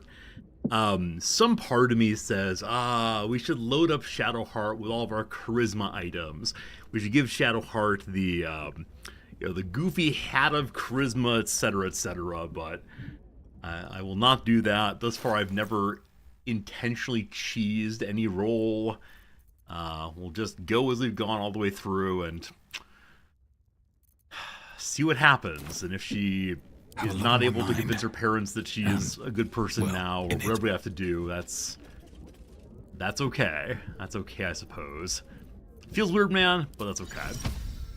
Anything the dog has to say this morning? So since we've come to the inn, the dog no longer finds random items. Apparently the inn has nothing stashed for him. Hope you're keeping well, friend. Hello, buddy. Yeah, the lack of Scratch and Owlbear related content in Act 3, definitely a major oversight. I look forward to making a mod that allows Scratch and Owlbear to have more things to do after coming inside. Like, they can just talk about, like, forgetting the smell of fresh air, or it's harder to run around here, that kind of thing. You smell very delicious, Yeah, but I yeah. will not bite you. I think Owlbear Cub only has conversations in, like, Act 1, obviously when you meet him. And then Act 2, he has, oh, I like how this place smells. Disappointing. I mean, it's nice to have animals. I don't have real conversations with my cat, but I like to imagine different situations mean different things. Anyway, good boy. More. I'm sorry, I can't give you more. You greedy little beastie. And I'm pretty sure I've said to him repeatedly, you like it here, huh? So, you like it here? Huh? Let's go ahead and get rid of the heaviest items we have that perhaps we'll sell in the future if need be, but yeah, these various chess pieces, necromancy things, and so on, I just don't see us using anytime soon. Apparently the nether stones are heavy at 1 each. That's not too bad. All the food things we can send home. Whoops. All the food things we can send on home. One more time. There we go. Good. And now we have quite a bit of weight left on Bingo. Had Gale grab that, I believe, earlier. How, okay, I actually don't care to empty people's pockets that much.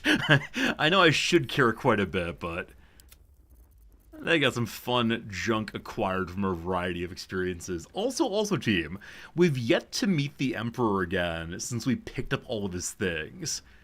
I sort of worry/wonder, like, will the Emperor care that we brought him all of his things if we don't see him again until the final fight, whatever that means exactly? Because yes, I've been carrying everything from the Emperor's home. As usual, I'm imagining some fun little outcome that may not come to pass. That's how it goes, of course. But for roleplay reasons, like imagining lots of fun things might just happen. Alright, team, gather up. It is time for the daily adventure. You have bad news? Yeah. I like that I imagine roleplay outcomes, though I recognize that many of them are just imagined. But that makes the game a little bit more worthwhile for me, right? The thought that perhaps just something cool will happen for us. And, you know, part of roleplay is recognizing that sometimes things just don't work out. And that's alright. Target too far. Lazelle. Closer, please. Wait. Ready and willing. I'd love to have a button to force my characters into a tighter formation, just for buffing times. Very useful. Alright, one more time here. Boop, boop, boop, boop. Cool. Mage armor needed also. I doubt we needed detect invisibility, but just in case. Light goes on him also. That's not light. Good. Next up then is Shadowheart. Meal for us all. Light on yourself. Actually, light on Lazelle is probably better. Can't reach. Alright, let me help you with that. Light on Lazelle. Put on the big pearl. I sort of wish I had different buffs to use on different days. I'm not exactly sure what that means, but That this section feels a little repetitive each day is a little bit sad to me. Well, that's how it goes, I assume. Bingo also has a ring of light and goodness and so on. There it is. And so you cast light on yourself. Great. And then ring over to... Nope. Arcana and such. Or Ring of Veracity. More insight. I don't know. Religion and such seems good. Oops. Where'd it go? There we go. Okay. Is that all the buffs? I have no idea. Did all the food fall on the floor? Well, yes, it did. Alright, got that pizza. All good, all good, all good. Here we go. Here we go. There are buffs I should use there situationally. Yeah, I know that Bingo has like... where is it? This Warded of Vitality. You can heal yourself or nearby allies as a bonus action. That sounds great. You know, protection from energy. That seems important. But why does one ever need anything other than slam in head and smite? Seems unnecessary. Also, Fidelia and Lamona is now friendly to us. The opulent chest is not the one I thought it would be. Quite ready for you. Oh, enough waiting. That's, I thought it would be Viconia's personal chest there, but no. Alright, put on gloves, please. Oop. Go. Let's get this lock to yield. Need that 20. Whew. How about a 14? Alright. Try it again. How about a 13? Please. Just 13 and some bonuses would do it, but that does it too. Okay, what's in the box? A book. Interrogation 3 levels we've read already.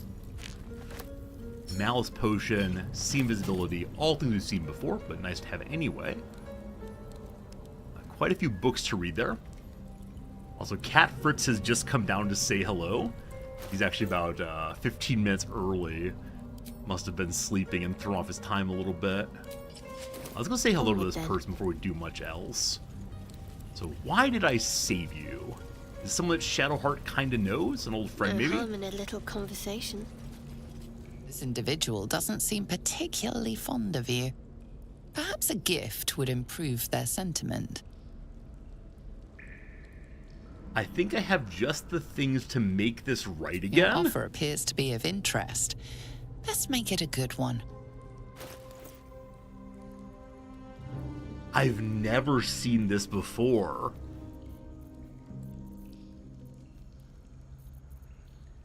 Here's the Crypt Lord's ring. Here's... What is this? Here is the... that's part of the Spark Armor. No. Here's the Pyro Quickness hat. Here, have what? The Handmaiden's Mace. This isn't unique to the character, just whenever you make people upset, you repair the opinion. Oh. Okay. What's so disappointing? I thought this was like, they had a grudge from long ago. That's too bad. I mean, I did knock them out. They should be happy though that I knocked them out instead of killing them. We good? They're only a little cranky now. Can I improve them from little cranky? I just give a pile of money maybe. Here's 1,200 money. We good? They're solid orange now. Hello, friend. The Mother Superior. Gone? She built this place. Enlisted each one of us. What now?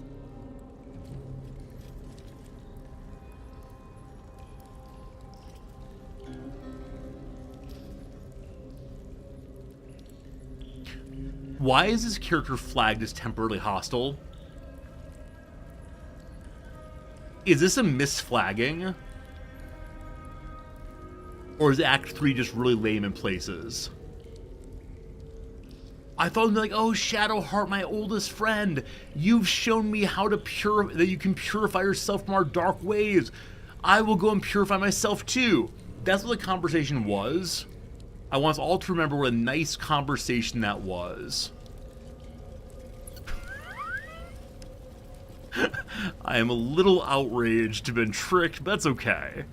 We get tricked in many, many ways at many, many times.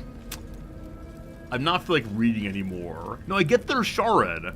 I want to know, why did it say that she was temporarily hostile where no one else did? Is it just dev trickery, possibly? The Court of Sune, what's that? Next up for the Court of Sune, A Guide to Sexuality. We have read this one before. I forgot the name. She's kind of buggy, so should she have more story? Like, should you have more to talk about than what we're getting there? I'm leaving the cult intact and gave her seed money. I mean, I could bop her on the head. I don't know. One moment. In case it is considered evil, I'm now cross. Shadowheart, do it to it. Your violence hasn't gone unnoticed. It's about to be returned. She's not temporarily hostile. No, Sunrun, she showed as temporarily hostile. You can watch the VOD if you want to, but when we went into the battle, everyone else said, you know, this is enemy, kill enemy. This one's a temporarily hostile. It does again. Look, temporarily hostile. Why? Why? I don't believe it. Seems like shenanigans to me. Alright, no longer hostile. No longer hostile, thank goodness. Will ever believe this. Very good. What What's off path lies this way before then? me? Nope, no bingo charge. No time to waste. Let's try this way. Not Lae'zel. What's your name again? Shadowheart. Shadowheart's such a strange name for a Selenite. I hope she changes her name. I'll The give it a try. dormitory. Uh-oh. Hello, Nocturne. Can we be friends? Shadowheart? I wasn't sure if I'd ever lay eyes on you again. Hey! It's me, Nocturne. Do you remember? Remind me? We found a friend. We trained together. We used to be close. I'm glad to see you're all right. Hey, Captain Jens, how's it I don't going? remember you. Oh. A pity. Perhaps we can talk some more later? That is, if you're not about to turn on me. It seems you no longer walk in the Dark Lady's shadow. We let Shadowheart have her conversations. Shah condemned me. By her decree, you and I are enemies. Only if you wish us to be. You may not remember, but we shared a lot together once. Good times. Hard times. I will not turn on you, even if it angers Lady Shah. That's good enough for me. Aww. I'm not sure what I expected coming back to this place. Certainly not a friend. There must be all sorts you can tell me. Things I can't even remember. There are, but with the Mother Superior gone, I don't know if I can stay here to reminisce. Perhaps there's another enclave out there for me. Come to camp. You don't need Shah. Come to camp. You don't, perhaps. Not everyone is as brave. I'll leave come tomorrow. Come see me before then. I was working as quartermaster. I can sell you some things to aid you. And we can catch up. She's not brave enough to leave the order. She's gonna join some other order. Do we indebten her then? Oh, well, Shadowheart wants a friend. Shadowheart now has a friend. I can still scarcely believe it. You've returned, and the Mother Superior is gone. So much can change, so quickly. Alright, let me see your wares. Are you gonna remain here? There's no need. Viconia is gone. There's so much I can't remember. Can you share anything with me from when we were young? It's time to learn about Shadowheart's background. Well, you had a pet mouse for a while. It was against the rules, of course. You used to hide him under your robes and feed him from your rations. Oh, I don't want to know what happened to him. What was his name? Nibbles. I suggested Bree, but you were having none of it. She caught you with him. Forced you to get rid of him in front of everyone. To make an example. You always loved animals. But you never let yourself get too close after that. I'm sorry. Not the sort of thing you want to hear, I'm sure. We need to go summon Scratch and let Shadowheart have a little friendship time. Are there any pleasant memories? Well, you know that little scar on your elbow? You know about it? It's barely inside the P. I was there when you picked that up. It was years ago when we were initiates. Some of the others were intent on tormenting us until you showed them the error of their ways. I think it was 6 against 2, and most of them were bigger than us to boot, but you saw them off, all of them. There were some bruised lips and black eyes in the mess hall that night, and from then on they left us alone. Or at least, they bothered us less. It feels really obvious that we should be able to convert this character. I hope this conversation is going that way, because she seems good-hearted, right? She seems not Sharite at all. Now, maybe she has sadistic moments when facing against someone who's not her friend, but her willingness to turn her back on Shar with respect to Shadowheart suggests there might be a way in for more. But, what caused the scar? A collision between your elbow and the teeth of a girl called Baldur. She came away from it worse than you. She was on the same mission as you. I suppose she won't be coming back. Don't think so. In any case, the Mother Superior soon broke up the fighting, though she didn't punish us. In fact, I saw her smiling. I think she was proud of you. What else do you know? More stories! Just small things, silly things. The sort you'd scarcely recall even if your memories were left intact. You had a little hiding place that you went to when you needed to get away. You brought me there sometimes. We'd talk, play, read, do each other's hair.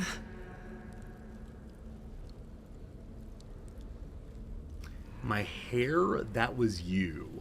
I don't know what that means. Also, I'm wondering if this might be more flirtatious than initially expected. I don't know how to read flirtation in this game.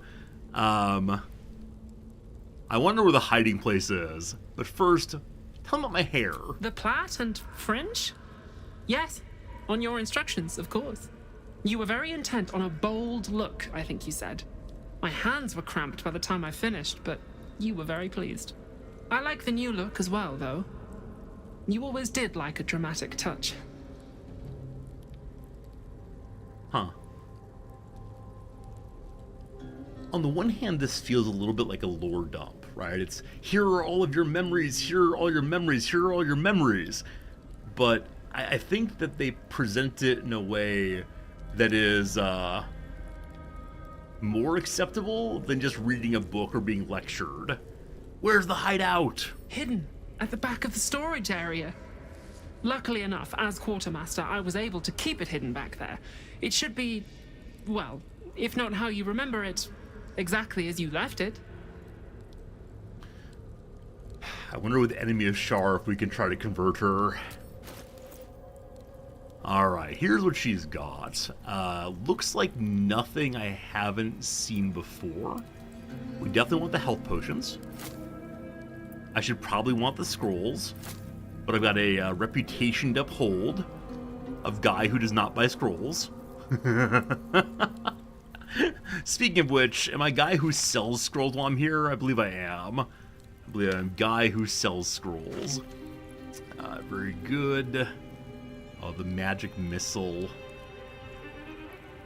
What is Gil wearing? His neck piece right now? Magic. Lightning blast. I mean, he does change over to magic missile at times. I just don't know if taking a turn to change neck pieces makes sense. Yeah, it's a little hesitation for me. Here's some more scrolls to sell. I like keeping scrolls that allow us to move more freely. Pretty much anything else seems a little unnecessary for how we've played thus far. Also, we still have the Shar and Selune statues from, I think, Act 1.5 or so. Thank you, Quartermaster. Be sure to get everything you need. All right. At least we can talk freely, now that she is gone. What Here we can I do go. for you? I'm not going to save Scum. Can we convert her? Remains to be seen. This place is all I've ever known. In time, perhaps I'll venture out there, see what I've been missing. But for now, old habits die hard. No conversion, unfortunately. This feels like it's a setup for DLC. I don't believe there's going to be any Baldur's Gate 3 DLC, but this feels like a setup for sure of, like, can you take Nocturne, your friend, and build up blah blah relationship and such. I think that's all. And she said that she kept Shadowheart's hiding place intact. What a nice friend this is. Maybe in Baldur's Gate 4, maybe. The question, of course, will be how far in the future will this happen? 40 years of These are all about me? I was some sort of specimen.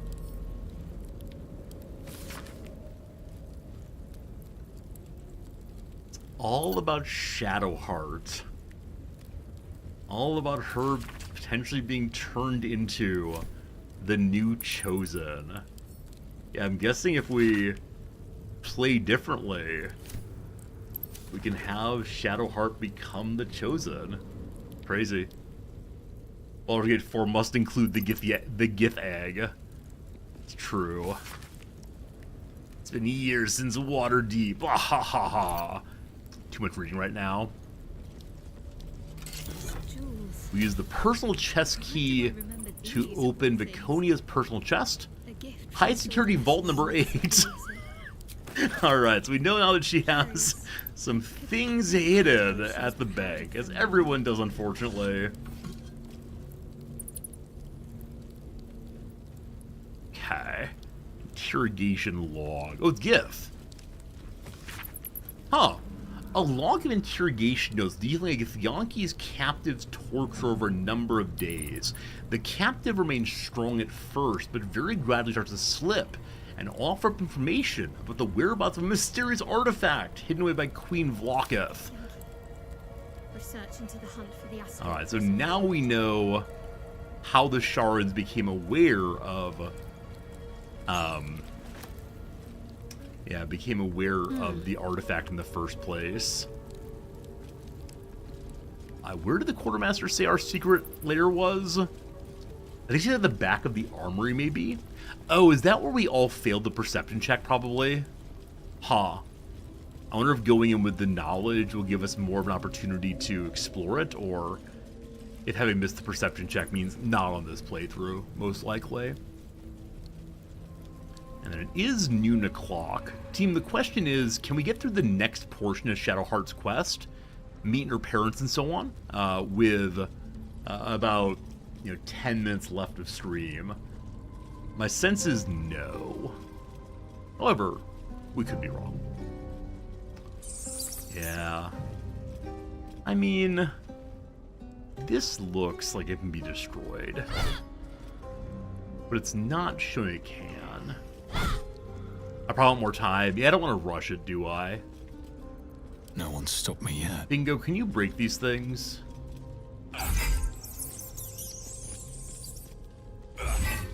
No. So despite knowing there is a secret back here, I think we'll have to wait for another time.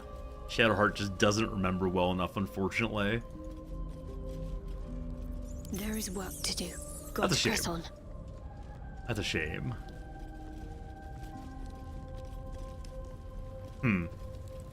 Looking for anything to pull or push. There probably is a button somewhere that would become available only if we noticed it. We're looking. We're looking, but I smashed everything. Out of my way, all of you. Spend 10 minutes on the wall. Yeah, unfortunately the wall seems like the likely location. Not as bad as it could have. But with Death no won't take me yet. with no health bar means it can't be destroyed, right? It clearly looks like it should be destroyable. And I see a ladder behind.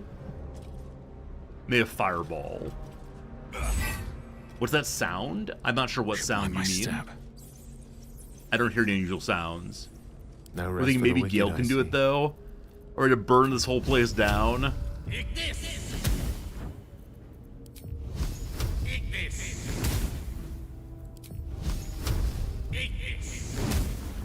Well, I don't know, team. I don't know, team.